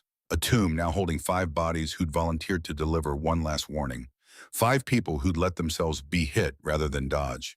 5 people who'd died trying to save an enemy who wouldn't listen. Karzak sank into his command chair. Around him, the bridge was silent, shocked. His crew stared at their consoles, at each other, at anything except the view screen where a ship full of corpses drifted. They knew about Sariva, Thrace said quietly. They knew everything. How long have they been watching us? Someone whispered. Karzak didn't have an answer, couldn't form words, could only sit and stare at the tactical display where the Meridian's edge tumbled dark and dead through space. Rivka's words echoed in his mind. We started preparing for this 93 years before we achieved FTL. Observers among you for decades. We know everything. How was that possible? How could a species prepare for space warfare while still confined to one planet? How could they gather intelligence on enemies they hadn't met? How could they know about his family, his choices, his pain? Unless they'd been planning this from the very beginning, since before they left Earth, since before they knew what was out here. They'd predicted aggression and prepared for it while still on one world. They'd built defenses for threats they hadn't encountered. They'd gathered intelligence on species they hadn't met. And now, 73 years later, someone had finally tested them. Him. His hands trembled. He clenched them into fists. Sir, Thrace's voice was careful, gentle. We should consider... No. Sir, I said no. Karzak stood. They're playing psychological warfare, trying to make us doubt, trying to make us afraid. Well, I've faced fear before. I've faced loss. I've faced the worst this galaxy can offer. And I'm still here. 5 people just died. 5 people made a choice, a stupid, pointless choice designed to manipulate us, to make us question ourselves, to make us think they have capabilities they don't. His voice rose. Well, it won't work. We proceed as planned. Commander, Thrace stepped directly in front of him. They knew about your daughter. They knew about the Kryn. They knew things they shouldn't be able to know. That means they have intelligence capabilities we never detected, infiltration we never found. If they can do that, what else can they do? It doesn't matter what else they can do. We have 300 warships. They have 37. The mathematics haven't changed. The mathematics are the same, but our understanding of the situation is not. Karzak met his second-in-command's eyes. Are you suggesting we turn back? I'm suggesting we've just learned that Earth has been preparing for this encounter longer than we've been alive, that they have capabilities we don't understand, that every assumption we've made might be wrong. Yes, sir, I'm suggesting we take the long route. Add 6 days, live to fight another day when we actually understand what we're facing. And lose face in front of the entire galaxy. Show every 2-bit colony that the Zendari Empire can be intimidated by suicide tactics and psychological games. Is that what you want? Thrace was quiet for a long moment. When he spoke, his voice was hollow. I want us to survive, sir. That's all. Then prepare for combat operations, because in 6 hours we're crossing that boundary. And if Earth wants to contest it, we'll show them what 300 warships can do. We'll show them what happens when you bluff against superior force. We'll show them that knowledge and preparation mean nothing against overwhelming power. Yes, sir. Thrace's voice was defeated, resigned. The bridge crew returned to their stations. Orders were issued. Systems were checked and rechecked. The fleet began final preparations for entering the exclusion zone. And in the back of Karzak's mind, voices whispered. Sariva's voice. His daughter.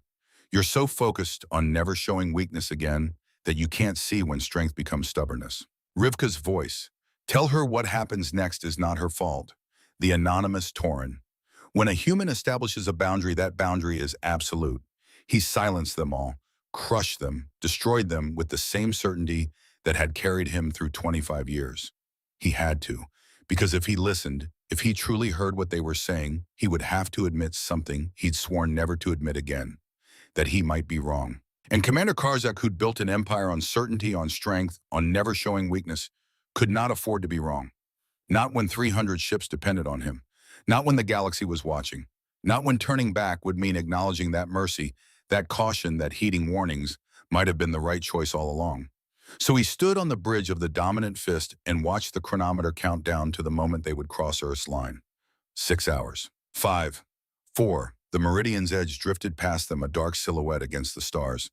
A monument to conviction, to sacrifice, to the price of warnings ignored. Karzak refused to look at it. 3 hours. 2. 1. Sir, the navigation officer's voice. We are approaching the designated boundary of Earth's exclusion zone. All ships reporting ready. All systems green. Awaiting your command. Karzak took a breath, thought of his daughter. Thought of Rivka's daughter, 13 years old, waiting on Earth for a mother who would never come home. Thought of the choice he'd made 25 years ago that had killed his family. Thought of the choice he was making now, and chose. All ships, he said, forward, standard formation, enter the exclusion zone. 300 warships crossed an invisible line in space. And somewhere deep within the zone systems that had been waiting for 73 years began to activate. The trap was sprung. They were committed. And in the depths of space, in a tomb called the Meridian's Edge, 5 bodies floated in the darkness. They had tried. They had failed. And what came next would be a lesson written in light and loss and the terrible price of pride. The first hour inside the exclusion zone was anticlimactic in the worst possible way. Space looked exactly the same. Stars in the same positions, hanging in the void with the same cold indifference. Sensors reading normal background radiation. Gravitational fields behaving as predicted. Quantum foam doing whatever quantum foam did. No ships, no mines, no defense platforms. No visible sign that this region was any different from the millions of cubic light years surrounding it. Nothing. Status Karzak asked for the 4th time in 30 minutes. All systems nominal, sir, the sensor officer reported. Her voice carried a relief mixed with confusion. No contacts, no anomalies. Fleet formation holding steady. All ships reporting green across the board. Environmental readings. Normal across all parameters. Background radiation within expected variance. No unusual gravitational fluctuations. No subspace distortions. No indication of artificial structures or energy signatures. Sir, this region reads exactly like empty space. Thrace stood beside the command chair, arms crossed. His tail twitched in a pattern Karzak had learned to recognize as deep unease. They're letting us in. Apparently, Karzak tried to keep the relief from his voice and failed. Perhaps Earth had been bluffing after all. Perhaps the Meridian's Edge had been their only response, a desperate attempt to frighten them away with psychological warfare and nothing more. Perhaps 5 people had died for nothing. Or they're waiting, Thrace said quietly. For what? I don't know, sir, but Captain Thessalon was very specific. She said we were flying into a trap that's been waiting 73 years. Traps don't spring immediately. They wait for the prey to commit, to move beyond the point where escape is possible. Then we'll find out soon enough. Karzak activated fleet-wide communications. All ships maintain alert status. Sensor sweeps every 10 minutes. Standard combat spacing. If anything moves within 100,000 kilometers, I want to know about it immediately. Weapons remain hot. Shields at maximum. Treat this as a combat zone even if it doesn't look like one. Acknowledgements flooded back from 300 captains. 300 crews going to battle stations even though there was no visible enemy, no target, no threat, just empty space and the growing sense that something was very, very wrong. The second hour passed, then the third. Karzak began to relax despite himself. Perhaps Earth truly had been bluffing. Perhaps the exclusion zone was nothing more than political theater. Perhaps the Meridian's edge had been a desperate ploy to frighten them away, and when that failed, Earth had nothing left. Perhaps 5 people had died trying to protect a lie. The thought should have brought him comfort. Instead, it made him feel hollow. Rivka Thessalon had seemed so certain, so resolved, so convinced that she was saving lives even as she gave her own. People didn't die like that for lies, not willingly, not with that kind of peace in their eyes. 4 hours into the zone, the sensor officer spoke up. Her voice was uncertain, troubled. "Sir, I'm picking up something unusual." Karzak was on his feet instantly. "Contact." "No, sir, not a contact, more like—" She paused, working her console. "I'm not sure how to describe it. The sensors are showing fluctuations in local space-time. Very subtle, almost imperceptible. Like ripples in a pond, but in 3 dimensions. In 4 dimensions, actually. They're moving through time as well as space. Source unknown. The fluctuations appear to be distributed throughout the region around us. It's not coming from a single point. It's everywhere." Thrace moved to the sensor station, his 3 eyes narrowing as he studied the data. "Can you localize the source?" "That's the strange part, sir. There's no single source. The effect seems to be coming from all around us. Multiple points distributed in I think it's a geometric pattern. Very precise, very deliberate." "Show me." The main display shifted to a 3-dimensional tactical view. The fleet appeared as green icons, in the center 300 ships in perfect formation, and around them scattered throughout space in a complex mathematical arrangement were dozens of red markers, indicating the sources of the spatial distortions. Karzak stared at the pattern. It was beautiful in a terrible way, symmetrical, elegant, like a web woven by something that understood mathematics better than biology. "What am I looking at?" he demanded. "I think—" The sensor officer's voice trembled slightly. "I think we're looking at a network, sir. The distortion sources are positioned in a geometric pattern, too precise to be natural, too complex to be random. They're nodes, connection points, like we're inside some kind of grid." "How long has this been here?" "I can't tell, sir. The effect is so subtle that we wouldn't have detected it unless we were actively looking for unusual readings. It could have been here for years, decades even. It's passive right now, not interfering with our systems, just there, rippling." Karzak felt cold spreading through his chest. Decades. Rivka's voice in his memory. "We started preparing for this 93 years before we achieved FTL. They'd built this before leaving their solar system, before meeting other species, before knowing what was out here. They'd predicted aggression and built a response while still confined to one star. Can we avoid it?" The sensor officer worked frantically. "Sir, the network extends in all directions. Forward, back, lateral to vertical. 3-dimensional coverage with redundancy. We're already inside it. We have been since we crossed the boundary. And you're certain it's not affecting our systems?" "So far, no. Everything is reading normal. Engines performing at standard efficiency. Shields at full strength. Weapons ready. Communications functional. Life support nominal." "But, sir—" "But what? Just because it's not affecting us now doesn't mean it can't. This level of spatial manipulation, the energy required to maintain it, the precision, I've never seen anything like it. I don't know what it does. I just know it's there, waiting." Karzak returned to his command chair, sat, thought. "Maintain course," he ordered. "But I want sensor sweeps every 5 minutes now, and I want engineering teams monitoring our systems for any unusual behavior. Anything at all, no matter how minor, I want to know immediately." "Yes, sir." The 5th hour crept past. The fleet continued forward, moving deeper into the exclusion zone, deeper into the web. The spatial distortions remained constant. The network held steady. Nothing changed except the growing sense of dread that settled over the bridge like fog. But something had shifted. Karzak could feel it in the tension on the bridge, in the way his crew worked their stations with renewed focus, in the silence that had replaced casual conversation. They were inside something. They just didn't know what yet. And somewhere behind them, the Meridian's edge drifted in the darkness, its crew dead, its warning delivered, its purpose fulfilled. You're not flying into an exclusion zone. You're flying into a trap. Karzak tried calling Sariva. The connection failed. He tried again. Failed again. Communications, what's the problem? The communications officer looked up, confusion evident in his expression. Sir, I'm not showing any problems with our systems. The transmitter is functioning normally. Signal strength is nominal. The message is broadcasting correctly. It's just not getting through. Jamming. I don't detect any active jamming, sir. No interference patterns, no signal degradation. The channel is clear. The transmission just stops, like it's hitting a barrier I can't see.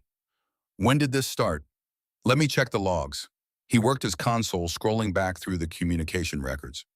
Sir, the last successful communication with Zendari space was 4 hours ago, right around the time we crossed the boundary into the exclusion zone. The cold in Karzak's chest spread to his limbs, his hands, his forearms felt heavy. Can we communicate with the rest of the fleet? Yes, sir. Internal fleet communications are working perfectly. It's only external transmissions that are failing. Anything directed outside the exclusion zone just disappears. Keep trying every 10 minutes. Log every attempt and every failure. I want a complete record. Yes, sir. Thrace leaned close. His voice was barely above a whisper. They've cut us off. We can't call for reinforcements. Can't warn anyone what we find. Can't report back. Whatever happens here, we're on our own. We have 300 ships. We don't need reinforcements. I hope you're right, sir. I truly do. The chronometer ticked forward, 6 hours inside the zone, 7, 8. And then in the 8th hour and 47 minutes, something happened. The destroyer Relentless was positioned on the outer edge of the fleet formation port side grid, reference 7 Alpha 3. A solid ship with a veteran crew. Captain Macros had served under Karzak for 15 years, fought in 7 campaigns, earned 3 commendations for valor. At 0847 hours ship time, the Relentless stopped responding to hails. Sir, the communications officer sounded worried. Actually worried, not just performing the routine concern of someone reporting a technical glitch. The Relentless isn't answering standard check-ins. Try again. I've tried 4 times in the past 3 minutes. No response. Karzak pulled up the tactical display. The Relentless was still there, still in formation, still moving at the same speed as the rest of the fleet, still showing all the electronic signatures of an active warship. Are their systems operational? The tactical officer checked. Yes, sir. I'm reading normal power signatures, shields up and functioning, engines online and operating within parameters. Life support active, weapons charged, everything looks operational. They're just not talking to us. Visual confirmation, I want eyes on that ship. The main viewport shifted, telescopic sensors zooming in on the Relentless. The image materialized in high definition, clear enough to see individual viewport ports and hull markings. The destroyer looked completely normal. Running lights active and cycling through standard patterns.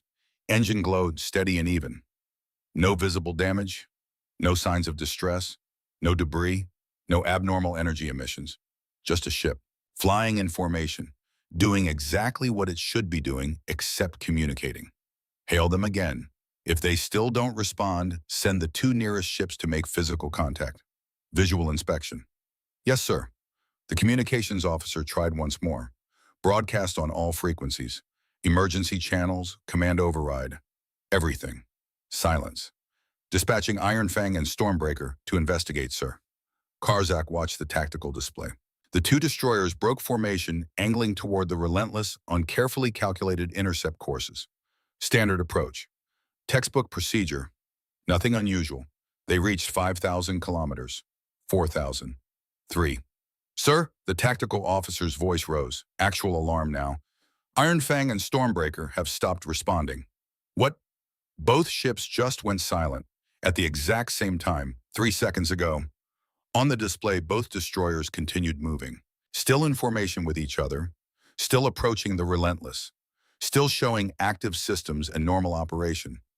But not answering hails. 3 ships now. Silent. This is not possible, Thrace breathed.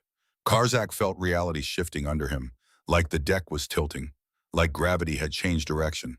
All ships full stop. Emergency brake. Now, the order rippled through the fleet. 300 ships began to brake, shedding velocity, coming to a relative standstill in space. All except three. The relentless Iron Fang and Stormbreaker continued forward.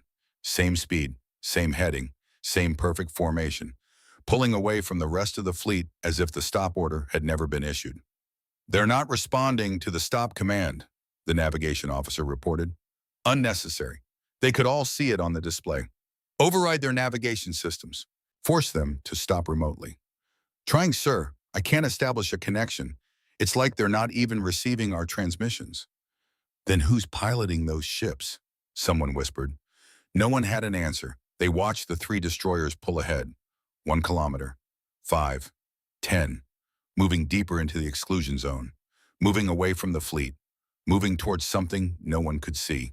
And then at exactly 08:51 hours and 17 seconds, something impossible happened. The relentless began to fold. Not like metal bending, not like an explosion or a hull breach or anything that belonged in normal physics. The ship's geometry simply changed. The bow curved inward, not broken, not crushed, just curved in a way that bows shouldn't curve, in a way that suggested the space the bow occupied was no longer Euclidean. The stern twisted, again not damaged, just twisted. Like someone had grabbed both ends of the ship and rotated them in different directions, except the ship wasn't breaking. It was just existing in a state that geometry shouldn't allow. The middle section rippled. Dimensions that shouldn't be able to occupy the same space did anyway. The ship was becoming something that hurt to look at, something that the human brain rejected because it violated fundamental assumptions about how reality worked. The process took 5 seconds. Then the relentless vanished. Not exploded, not destroyed, not jumped to FTL, just gone. Where a destroyer had been carrying 200 crew members and enough firepower to level a city, there was now empty space. Pure void. Nothing. "What?" Thrace couldn't finish the sentence. Couldn't find words for what they just witnessed. On the display, Iron Fang began to fold. Same process. Same impossible geometry. Same violation of every physical law Karzak had ever learned. Bow curving. Stern twisting. Middle section rippling with dimensions that shouldn't exist. 5 seconds. Gone. Stormbreaker followed 10 seconds later. 3 ships. 600 crew members. Billions of credits in military hardware. Simply erased from existence. The bridge was silent except for the ambient hum of systems and the quiet, rapid breathing of officers who just watched the impossible become real. Sensor readings. Karzak's voice didn't sound like his own. Too high, too thin, too frightened. "Nothing, sir." The sensor officer's hands shook on our console. No debris field, no energy discharge, no radiation bloom, no subspace disruption, no residual heat, no quantum signature. The ships are just gone, like they were never there. "Scan the precise locations where they vanished." She worked frantically. "Empty space, sir. Normal background radiation. Normal quantum foam. Normal everything. There's no indication that ships were ever in those locations. It's like they were deleted from reality." Karzak sank into his command chair. His 4 hands gripped the armrest so hard that the metal bent under his fingers. 3 ships had just ceased to exist. No warning, no attack, no visible threat, just spatial distortions rippling around them, and then suddenly ships that were there became ships that weren't. And somewhere in the back of his mind, Rivka's voice whispered, "We started preparing for this 93 years before we achieved FTL. You're flying into a trap. What had they built? What kind of weapon could make ships simply stop existing? How did you fight something that didn't destroy, didn't kill, just deleted, sir?" Thrace's voice was barely audible. "Orders." Karzak looked at the tactical display. 297 ships remaining. The spatial distortion network still rippling around them. The boundary of the exclusion zone now hours behind them. Too far to retreat quickly. Too deep to escape easily. Committed. "We proceed," he heard himself say. "Maintain heading, but battle stations. All ships, maximum alert. Weapons hot. Shields at full power. Whatever took those ships, if it comes for us, we'll be ready." The orders went out. Crews scrambled to battle stations. Weapons systems charged. Shield generators pushed to maximum output. 300 ships preparing to fight an enemy they couldn't see, couldn't target, couldn't understand. But Karzak knew with a certainty that felt like ice in his bones that they wouldn't be ready. Couldn't be ready. Because how do you fight something that made ships fold into impossible shapes and vanish? How do you target an enemy you couldn't detect, couldn't predict, couldn't comprehend? And most terrifying of all, if this was the trap, if this was what Earth had built while they were still on one planet planning for threats they hadn't even met yet, what else were they capable of? The fleet moved forward, into the rippling space, into the network, into the trap, and behind them 3 empty patches of void marked where ships had been, where 600 souls had folded out of reality. The hunt had begun. They were the prey, and they were just beginning to understand how thoroughly they'd been caught. In the hour following the relentless disappearance, 7 more ships vanished, then 12, then 23. Karzak stood on the bridge watching the tactical display as green icons winked out of existence. Each one represented a ship, a crew, hundreds of lives folding into impossible geometry and ceasing to be. No pattern, no warning, just ships that were there the one moment and gone the next. Fleet count, he said. His voice sounded dead even to his own ears. Mechanical, like he'd retreated somewhere inside himself where numbers couldn't hurt. 253 vessels, sir. Thrace's answer came just as mechanically. He'd given up trying to sound reassuring. We've lost 47 ships in the past 90 minutes. 47 ships, 10,000 crew members, a quarter of his fleet. Gone. And they still didn't know how to fight back. Pattern analysis. Karzak forced the words out through a throat that felt like it was closing. There has to be a pattern. Ships don't vanish randomly. There's logic. There's always logic. The tactical officer shook her head. Her scales had lost their luster, faded to a dull gray that spoke of exhaustion and terror. Sir, I've run every analysis I can think of. Position, ship class, shield frequency, engine, output, weapons, configuration, crew, complement, hull composition, velocity, vector, distance from fleet center. I've looked for patterns in time and space in every variable I can measure. And nothing, sir. The disappearances seem genuinely random. Or if there's a pattern, it's based on factors we can't detect. Nothing is random in warfare. Not in any warfare I've studied. Then I don't understand the logic, sir. I don't understand what determines which ship vanishes next. Neither did Karzak, and that terrified him more than the losses themselves. You could plan for threats you understood, could develop tactics, could find countermeasures, but against something that operated on rules you couldn't perceive? He tried again to reach Sariva. The connection failed, same as the last 23 times. Communications. His voice cracked. Try reaching Zendari High Command. Try the Galactic Council. Try the nearest trade station. Try anyone outside this zone. The communications officer worked his console with the desperate energy of someone who knew the task was futile but had to try anyway. Sir, I'm transmitting on every frequency we have. Emergency channels, diplomatic bands, commercial frequencies, military networks, civilian broadcasts. Nothing is getting through. We're broadcasting into a void. Subspace relay. The relay buoys aren't responding either. Either they're not receiving our signals, or they've been disabled, or they're being blocked by something I can't detect. Karzak felt the walls closing in, cut off from reinforcements, cut off from home, cut off from his daughter, trapped in a zone of space that was methodically erasing his fleet ship by ship. Sir, the sensor officer's voice was tight with barely controlled panic. I'm detecting something new, a transmission, origin point inside the exclusion zone, broadcasting on all frequencies. From Earth. I don't think so, sir. The signal characteristics are wrong, too precise, too regular, not organic. It's almost like a machine. Karzak's hands clenched. Put it through. The main view screen flickered. Static washed across it like snow. Then the image resolved into something that made everyone on the bridge freeze. Not a human face. Not an alien. Not a biological entity at all. A construct. Geometric patterns that suggested a face but weren't one. Blue-white light that pulsed with mathematical regularity. Lines and angles shifting in ways that suggested intelligence without actually depicting it. And a voice, if you could call it that. Words that sounded like they'd been assembled from phonemes rather than spoken. Perfect pronunciation. Zero inflection. The sound of language stripped of everything human and reduced to pure information transfer. Zendari fleet detected. Each syllable was crisp, clear, dead. Unauthorized entry confirmed. Exclusion Protocol Omega has been activated. Processing will continue until all unauthorized vessels have been contained. Resistance is not possible. Cooperation is not required. This notification is informational only. The bridge went absolutely silent. Even the ambient systems seemed to quiet. To listen. Karzak found his voice. It took effort. What are you, Designation Grid Overseer 7? Function Monitor, Exclusion Zone, Execute Defensive Protocols, Maintain Integrity of Containment Field. Current status optimal. Processing efficiency, 97%. Estimated time to full fleet containment, 4 hours, 18 minutes.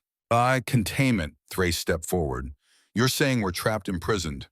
Affirmative. Unauthorized vessels detected within grid boundaries trigger automatic containment. Vessels are being processed according to established parameters. Current processing rate, optimal efficiency, no manual intervention required. All systems autonomous. Processing, like they were cargo to be sorted and stored. Like they were objects rather than living beings with families and lives and futures. Stop this, Karzak demanded.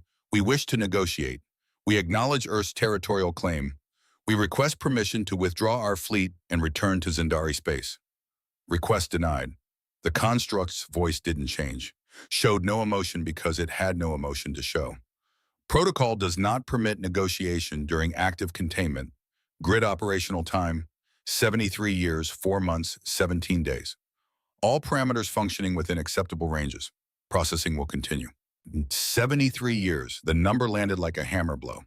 You're saying this system has been active for 73 years operational before Earth even had faster-than-light travel. Affirmative. Platform deployment began in Terran year 20, 2130 Common Era. Grid achieved full operational status in 2028, 7 Common Era, 6 years after humanity achieved viable, faster-than-light capability. Humanity predicted 87% probability of territorial aggression from spacefaring species. Preparation began accordingly 173 years before first contact. Karzak felt his legs weaken. He gripped the command chair to stay upright. They'd built this before leaving their solar system, before meeting other species, before knowing what was out here. They'd run the probabilities and decided aggression was likely, so they'd prepared a response. For nearly 2 centuries, while still on one planet. The word barely made it past his lips. How did you predict us? You didn't know we existed. Analysis of historical patterns across 143 known civilizations. Mathematical modeling of expansion behaviors from incomplete data that gathered via passive observation. Statistical probability indicates aggressive expansion occurs in 92% of species achieving faster-than-light capability within 50 years of first achieving said capability. The construct's face pulsed once, twice. Humanity chose to prepare for the probable rather than hope for the improbable. This is logical. This is survival. This is the application of lessons learned from near extinction to galactic-scale threats. This is insane, Thrace breathed. They built a trap for enemies they hadn't met yet based on statistical models. Humanity is proficient at long-term strategic planning, the construct continued. This proficiency developed from necessity. Species that nearly destroy themselves through internal conflict learn to think in generational timescales. They learn to prepare for threats they cannot yet perceive. They learn to accept that current actions serve future generations they will never meet. The geometric face shifted patterns. Current containment represents 173 years of continuous development. Initial theoretical work began in 2187 Common Era, 193 years before current date. 76 years before humanity achieved orbital capability. 166 years before faster-than-light travel. Planning horizon multi-generational. Success metric, deterrence achieved through capability demonstration. 173 years, 7 or 8 generations of humans working on a weapon they'd never use. Building defenses for descendants who weren't born yet. Planning for a future they wouldn't live to see. It was brilliant. It was patient. It was terrifying. And it was working. The ships you're taking, Karzak said. Where are they going? Vessels are being transferred to quantum-isolated dimensional pockets. Stable containment environment. Time-neutral state. Energy-neutral maintenance. Crew suspended in quantum stasis. No degradation, no aging, no suffering. Full preservation maintained indefinitely. Reversible with correct protocols. You're not destroying them, you're storing them. Affirmative. Destruction is inefficient and irreversible. Containment allows for future reassessment and potential release. Humanity prefers solutions that maintain maximum future options. Death is permanent. Stasis is temporary. This is more ethical. Thrace looked at Karzak, his eyes wide. They're not killing us. They're putting us in boxes, freezing us. For how long? Duration indefinite. Release conditions not currently met. Current galactic political environment indicates continued aggression, probability of 78%. Containment will continue until probability drops below acceptable threshold. Which could be never, Karzak said quietly. Affirmative. Statistical models suggest galactic civilization stabilization may require 3 to 5 additional centuries. Contained vessels will remain in quantum stasis for duration. From perspective of contained individuals, no time will pass. Entry into stasis and exit from stasis will be subjectively simultaneous. Centuries, frozen in quantum space while the galaxy moved on without them. While their families aged and died. While their empires rose and fell. While everything they knew turned to history and dust. Why are you telling us this? Karzak demanded. His voice rose, cracked. Why explain? Why not just do it?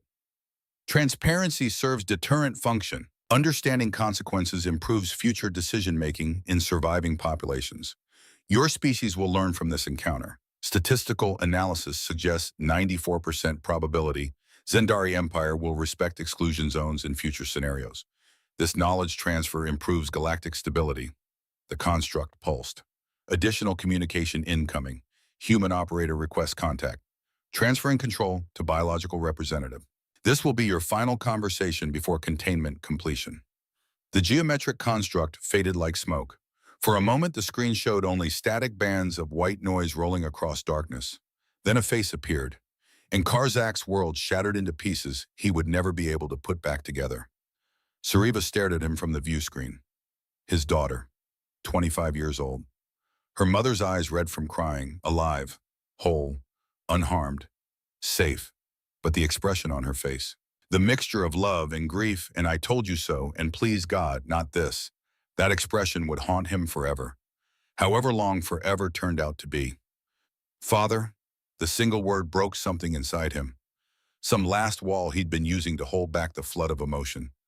Karzak collapsed into his command chair, 4 hands gripping the armrests until the metal creaked and felt tears streaming down his face. Sariva, where are you? Are you safe? I'm safe, Father. I'm on a civilian transport called the Horizon's Promise, 3 light years from the exclusion zone. The humans, they evacuated me. 2 weeks ago, before you even mobilized the fleet, they sent a ship to Kandrax Prime and they found me and they brought me here. Evacuated. Why would they? Because they knew. Her voice cracked, broke. They knew you wouldn't listen. They knew you'd ignore every warning. They knew you'd come here anyway. And they didn't want me to lose you without saying goodbye. The bridge was silent except for the quiet sounds of his crew trying not to listen to something deeply personal while being unable to look away. You said they contacted you 2 weeks ago. Yes, a woman named Ambassador Castellan came to my apartment late at night. She was alone. No guards, no weapons, just her. She sat in my kitchen and she told me. Sariva's hands trembled as she wiped her eyes. She told me what would happen if you entered the exclusion zone. She showed me projections, models, simulations of what the grid would do to your fleet. She took a shaking breath. She showed me how ships would fold, how they'd vanish, how the containment would work. She explained quantum stasis and dimensional pockets and how you wouldn't die but you wouldn't be alive either. You'd be frozen, suspended, gone. And she offered to evacuate you. She offered to let me try one more time to convince you. She said if I wanted, they'd set up a direct communication link before you crossed the boundary. They'd give me one final chance to beg you to turn around. One last opportunity for your daughter to save your life. Karzak waited, already knowing what came next, already hating himself for it. What did you say? I said yes. I begged them. I recorded 3 different messages. I wrote 7 different letters. I prepared every argument I could think of. Everything I could possibly say to make you see reason. Her voice hardened. And then they showed me the psychological profiles they'd built of you over the past 40 years. Detailed analyses of every decision you'd made since the Kryn incident, every pattern in your command style, every response to every challenge, every way you processed information and made choices. She leaned forward and the pain in her eyes was unbearable. They showed me that you would interpret anything from me as weakness, that my pleading would make you more determined to prove you couldn't be swayed by emotion, that the more I begged, the more certainly you'd ignore me. They had models, Father, probability curves. They could predict your responses with 93% accuracy. So you said nothing. So I said nothing new. Just the one message I sent before you mobilized. Just the one call. Anything more would have made it worse. They were right, weren't they? You got my message and you deleted it. You took my call and you dismissed my concerns. If I'd done more, you'd have done less. She was right. Karzak knew she was right, and that truth felt like dying. I'm sorry, he whispered. The words felt inadequate, pathetic, but they were all he had. Sariva, I'm so sorry. I know you are, but sorry doesn't bring back your fleet. Sorry doesn't save those 50,000 people who trusted you. Sorry doesn't change that you chose pride over wisdom, that you chose certainty over listening, that you chose to be right over the possibility of being wrong. Each question landed like a physical blow, like fists against his chest, against his heart. I was trying to protect the Empire, protect our people, protect you. By getting yourself killed, her voice rose. By proving to the galaxy that the Zendari can be baited into obvious traps. By teaching every enemy we have that all they need to do is challenge your pride and you'll walk into any disaster. How does that protect me, Father? How does that protect anyone? I didn't know. I didn't understand what they'd built. You could have known. You could have listened. The Tauren warned you. I warned you. Rivka Thessalon died trying to warn you. How many warnings did you need? How many people had to beg you to reconsider before you would actually think about it? Karzak had no answer, could only sit and feel the weight of every ignored warning, every dismissed concern, every piece of advice he'd waved away because he thought he knew better. You didn't protect me, Father. You abandoned me. Again, just like when Mother and Kael and Tyra died and you weren't there. Just like when you were physically present but emotionally absent my entire childhood. Just like every time I needed you to actually be my father instead of Commander Karzak, who conquered 47 systems. She was crying openly now, no longer trying to hide it. You chose to be a warrior instead of a father. You chose strength over vulnerability. You chose pride over family. And now you'll be frozen in quantum space, neither alive nor dead, while I live the next 50 years alone. That's what your protection bought me, Father. Solitude. The tactical display showed 18 ships remaining. 14, 9. They were running out of time. I wanted to be different than the man who showed mercy to the Kryn, Karzak said quietly. I wanted to be hard, strong, unbreakable, so nothing could hurt me the way losing them hurt me. You became brittle instead.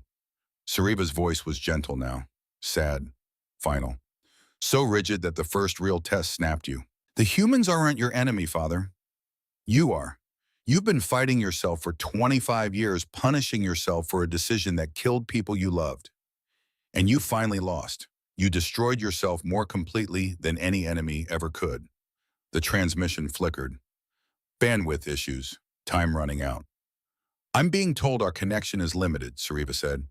The AI will resume control soon, so let me say what I need to say while I still can. She straightened, composed herself with visible effort, looked at him with her mother's eyes filled with tears. I love you. I will always love you, but I will not mourn you, because mourning would mean accepting that you're gone, and you're not gone. You're in stasis, frozen, waiting, and maybe someday the galaxy will change enough that the humans can release you. Maybe in 50 years, maybe in 100, maybe never. Sariva, but if that day comes, if you do get released, you need to understand something. Her voice dropped, became intense. The man who went into that quantum box isn't the man I want to come out. I don't want Commander Karzak, who conquered 47 systems. I don't want the warrior who never accepts surrender. I don't want the man who learned that mercy is weakness. She leaned forward until her face filled the screen. I want my father, the man who showed mercy even when it cost him, the man who believed in honor and codes and being better than his enemies, the man who told me bedtime stories about doing what's right even when it's hard. If you come back as him, not as the monster you tried to become. The transmission began to break up, the AI construct reasserting control. I have to go, Sariva said. Her image was already fragmenting. Remember that I love you. remember that you were warned. Remember that strength, true strength, is knowing when not to fight, when to listen, when to bend before you break. Wait, but she was gone. The geometric construct's face returned pulsing with its inhuman regularity. Emotional communication complete. Resuming containment protocol. Current fleet count 8 vessels. Estimated time to full containment 12 minutes. The screen went dark. Karzak sat in his command chair, tears streaming down his face while his bridge crew pretended not to notice their commander breaking into pieces. On the tactical display, more ships vanished. 7 remaining. 5. 3. The numbers fell like rain, like tears, like everything he'd ever valued disappearing into the void. And in the silence of his mind, he heard voices. Sariva's voice. The man who went into that box isn't the man I want to come out. Rivka's voice. Tell her what happens next is not her fault. His wife's voice, 25 years dead, but still speaking from memory. When you come home, I want you to come home as the man I married, not as the monster war makes of good men. He'd failed them all, every single one, had become exactly what they'd feared, what they'd warned against, what they'd begged him not to be. And now it was too late to change, too late to learn, too late to become the man his daughter needed instead of the warrior he'd forced himself to be. 2 ships remaining on the display. Then just one, the dominant fist, alone in the void, surrounded by spatial distortions that pulsed with increasing intensity. His ship, his crew, his responsibility, his failure. A new signal appeared on the sensors, not the AI construct, not Sariva, something else. Sir, the communications officer jumped despite his exhaustion, despite the hopelessness. Human vessel approaching, single ship, frigate class, broadcasting on diplomatic channels. They're requesting communication. On screen, the view screen flickered to life one final time. A human man appeared, middle-aged by their standards, though humans aged in ways that made it difficult to judge. Weathered face, gray streaking his dark hair, wearing a simple uniform without insignia or rank markers. His eyes held the same sadness Rivka's had, the same resolution. But also something else, the weight of witnessing, of bearing testimony. Commander Karzak, my name is Captain Idris Vesik of the Terran vessel Witness. His voice was quiet, respectful. I'm here because Captain Rivka Thessalon asked me to be. Before she died, she made me promise something. Karzak felt his chest tighten at Rivka's name. She's dead because of me. She's dead because she volunteered for a mission she knew would likely kill her, because she believed someone had to try. Someone had to witness. Someone had to give you every possible chance to choose differently. Vesik's expression was grave. I'm here to fulfill the second part of that mission, to witness your end, to bear testimony to what happened here. Testimony for who? For history, for the galaxy, for anyone who might need to understand why this happened and how it could have been prevented. Karzak barked a bitter laugh. You want to witness? Fine. Witness Commander Karzak, who ignored every warning, destroyed his own fleet, and proved that arrogance and stupidity are deadlier than any weapon. I'm witnessing more than that. Vesik's voice remained gentle. I'm witnessing a man who learned the wrong lesson from tragedy, who spent 25 years building armor so thick he couldn't hear his daughter begging him to listen, who confused rigidity with strength and certainty with wisdom. But also, he paused, also a man who tried to protect people he loved the only way he knew how, who did what he thought was right based on the information he had and the scars he carried, who failed, yes, but who failed while trying to do his duty as he understood it. That's generous considering I'm about to become a quantum frozen monument to stupidity. It's accurate. Rivka asked me to tell you something before the end. Vesik pulled out a data pad. She recorded a final message, one she hoped you'd never need to hear because you'd turn back. But she prepared it anyway. Do you want to hear it? Karzak thought about Rivka, about her bloody face on the dying ship, about her daughter Maya, 13 years old, waiting for a mother who would never return. Yes. Vesik worked the pad. Rivka's face appeared clearly recorded before her mission. She looked healthy, whole, determined, but sad. Commander Karzak, if you're hearing this, it means I failed. It means you're in the grid and the containment is happening, and I couldn't convince you to turn back. I'm sorry. I'm sorry I couldn't save you from yourself. I'm sorry you had to learn this way. She paused.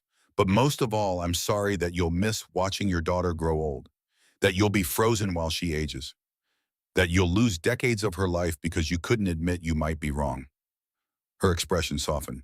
I have a daughter too, Maya. She's 13. She's the reason I volunteered for this mission, because I want her to live in a galaxy where boundaries mean something, where warnings are respected, where young species like ours don't get crushed by old empires who think might makes right. The only way to create that galaxy is to prove that we mean what we say. She looked directly at the camera, directly at him across time and death. I hope someday we can release you. I hope the galaxy changes. I hope you get to see Sariva again. And I hope when that day comes, you'll understand that we didn't do this because we wanted to. We did it because you forced us to, because you wouldn't listen to warnings, wouldn't respect boundaries, wouldn't accept that being young doesn't mean being weak. Her eyes held his. If we meet again, I'll buy you a drink. We'll talk about our daughters, about what it means to be a parent in a dangerous galaxy, about how we both tried to protect what we loved and made mistakes along the way. Until then, she smiled sadly. Sleep well, Commander. Time will pass for the rest of us. But for you, it'll be just a moment. Blink and you'll wake to a different galaxy, hopefully a better one. The message ended. Vesic reappeared on screen. She recorded that 3 days before she left. She knew she probably wouldn't come back. She went anyway, because that's what we do. We try to save people, even people who don't want to be saved. Karzak wiped his eyes. Tell her daughter I'm sorry. Tell Maya that her mother tried harder than anyone should have to, that she gave me every chance, that if I'd listened, Rivka would still be alive. I'll tell her. Vesic's voice was soft. Is there anything else, anything you want said, transmitted, recorded? The tactical display showed only the dominant fist now, alone, the spatial distortions around them intensifying, reality beginning to warp. Yes. Karzak activated fleet-wide communications one final time. His voice would only reach his own ship now, only his crew, the last 300 souls who'd followed him into this disaster. This is Commander Karzak, to all crew members of the Dominant Fist. He took a breath. I owe you an apology. I led you here based on pride and certainty and a refusal to consider that I might be wrong. Everything that's happened is my responsibility. The ships we've lost, the lives that are ending, all of it comes from my failure to listen to warnings. His voice cracked. In moments, we'll enter containment. Time will stop for us. And when we wake up, if we wake up, the galaxy will have moved on. Our families will be gone. Our empire may not exist. Everything we knew will be history. He paused, gathering strength for the final words. But maybe, just maybe, we'll wake to a better galaxy. One where species respect each other's boundaries, where warnings are heeded, where strength doesn't mean domination. That's my hope, that our sacrifice, involuntary as it is, will teach the lesson I failed to learn. Another breath, harder this time. To my daughter, Sariva, if you're listening, I'm sorry. Sorry I didn't hear you. Sorry I chose pride over wisdom. Sorry that the father you needed died 25 years ago and I never figured out how to bring him back. If I get a second chance, I'll try to be better, to listen, to learn, to be the man you deserve rather than the warrior I thought I needed to be. The spatial distortions began to touch the ship.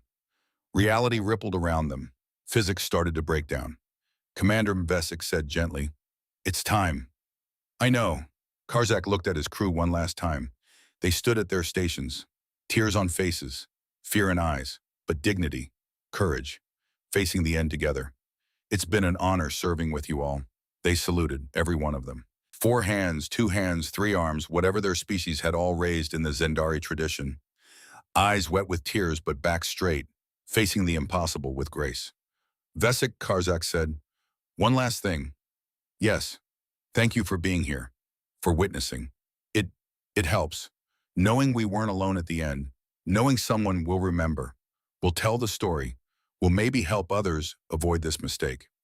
You're welcome, Commander. Sleep well. And maybe," Vesic's voice softened, "maybe when you wake, you'll find the galaxy did learn, that your sacrifice meant something, that Sariva and Maya and all our daughters get to live in a safer universe because of what happened here today." The dominant fist began to fold. Karzak felt reality warping around him, felt dimensions that shouldn't be there pressing in, felt space and time becoming something else, something wrong, something that hurt to perceive. He closed his eyes, thought of Sariva, her mother's eyes, her strength, her wisdom. Thought of Rivka, her sacrifice, her hope. Thought of his wife and children dead 25 years waiting for him in whatever came after. Thought of all the warnings he'd ignored because he thought he knew better. And in the last moment before the fold completed, before time stopped and quantum stasis claimed him, Commander Karzak learned the final lesson. That true strength isn't refusing to bend. It's knowing when to yield. That certainty isn't the same as wisdom. That listening isn't weakness. That sometimes the bravest thing you can do is admit you might be wrong. The ship collapsed into impossible geometry. Reality folded. Time stopped. And Commander Karzak, who'd conquered 47 systems and learned nothing, who'd spent 25 years proving he'd never be weak again, who'd ignored every warning because he couldn't imagine being wrong, vanished. The gardens of the Terran Embassy on Kandrax Prime were famous throughout the sector for their beauty.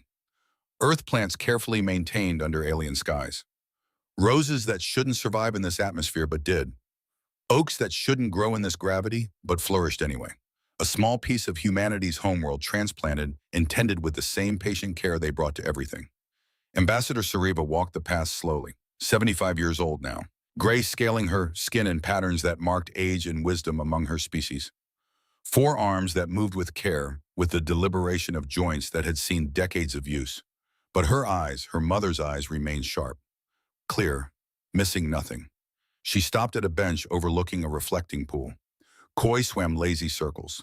Earth fish, brought across the stars by a species that valued continuity, that built for generations. She sat, waited. 10 minutes later, an ancient human woman joined her, 90 years old by their reckoning, walking with a cane, skin like weathered paper. But her mind remained sharp as the day she'd stood before the Galactic Council and declared Earth's exclusion zone. Ambassador Lyra Castellan settled onto the bench with a grateful sigh. "Thank you for seeing me," Sariva said. Her voice was rough with age but still carried strength. "Thank you for coming to Earth. I know it's not easy for you. This place holds difficult memories." They sat in silence for a moment, watching the koi, listening to water, finding peace in a garden built by patient hands. "I've read the reports," Sariva said finally. "The Galactic Council is petitioning for the release of containment subjects. They say 50 years is long enough, that the galaxy has changed, that the lesson has been learned." "It has." Lyra's voice was quiet but firm.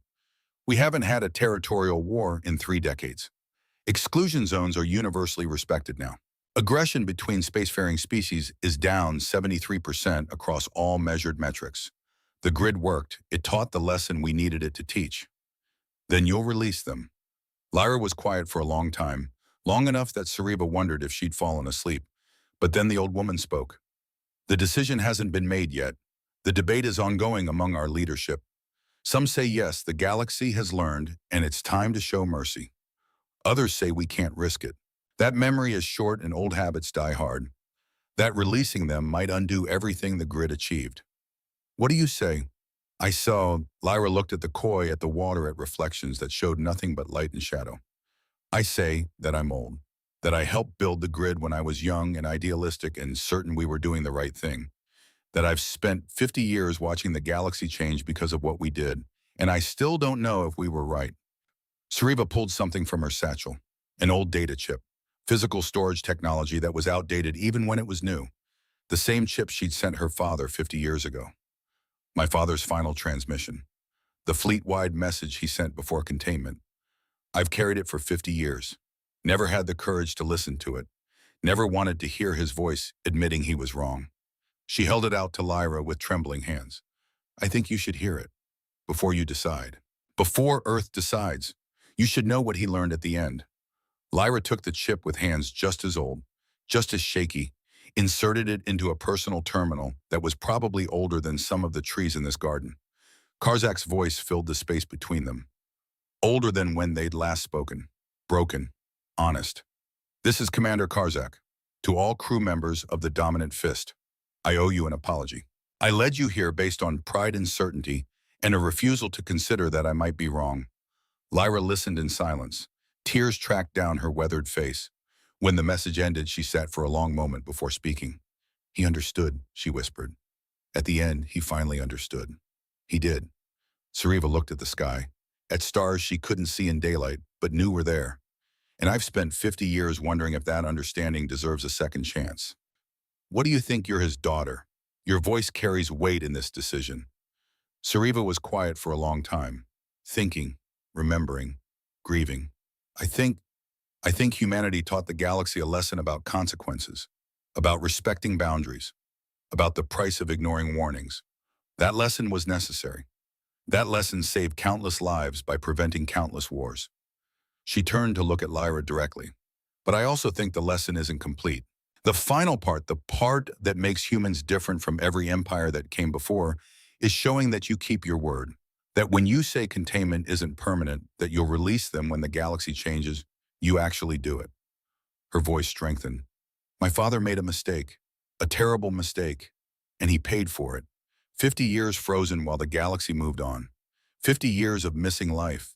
50 years of not being able to apologize or grow or become better.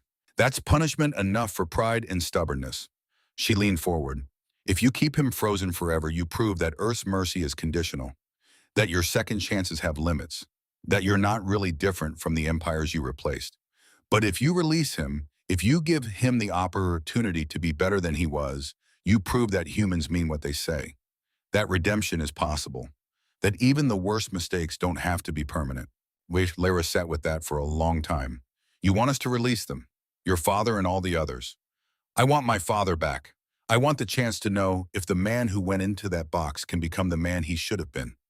I want, her voice broke. I want one more conversation, one where he listens, where I'm not begging and he's not dismissing, where we're just father and daughter, not commander and concerned citizen. Is that too much to ask? No, Lyra's voice was gentle. That's not too much. That's very human, actually. We understand the desire for reconciliation, for second chances, for the hope that people can change. She stood slowly, leaning heavily on her cane. I'll take your words to the council. I can't promise what they will decide. The debate is real. The concerns are legitimate. But I'll make sure they understand that containment was never meant to be forever. That we built the grid with the possibility of redemption built in. That mercy matters as much as justice. Thank you, Ambassador, for everything. For building a weapon that could have killed but chose to preserve. For giving us hope even in the darkest moment. For proving that strength and compassion are not opposites. Lyra smiled, sad, tired, but genuine. That's what we do, Ambassador Sariva. We hope, even when hope seems foolish. Especially then, because hope is what saved us from ourselves. And maybe, just maybe, it can save the galaxy too. She walked away, cane tapping on the path, leaving Sariva alone with the koi and the memories and the waiting. 50 years of waiting. Maybe soon it would end. Maybe her father would open his eyes to a galaxy that had learned his lesson better than he ever did. Maybe redemption was possible after all. The sun set over the gardens. Earth's sun transplanted here through technology that seemed like magic. Warm and familiar even under alien skies.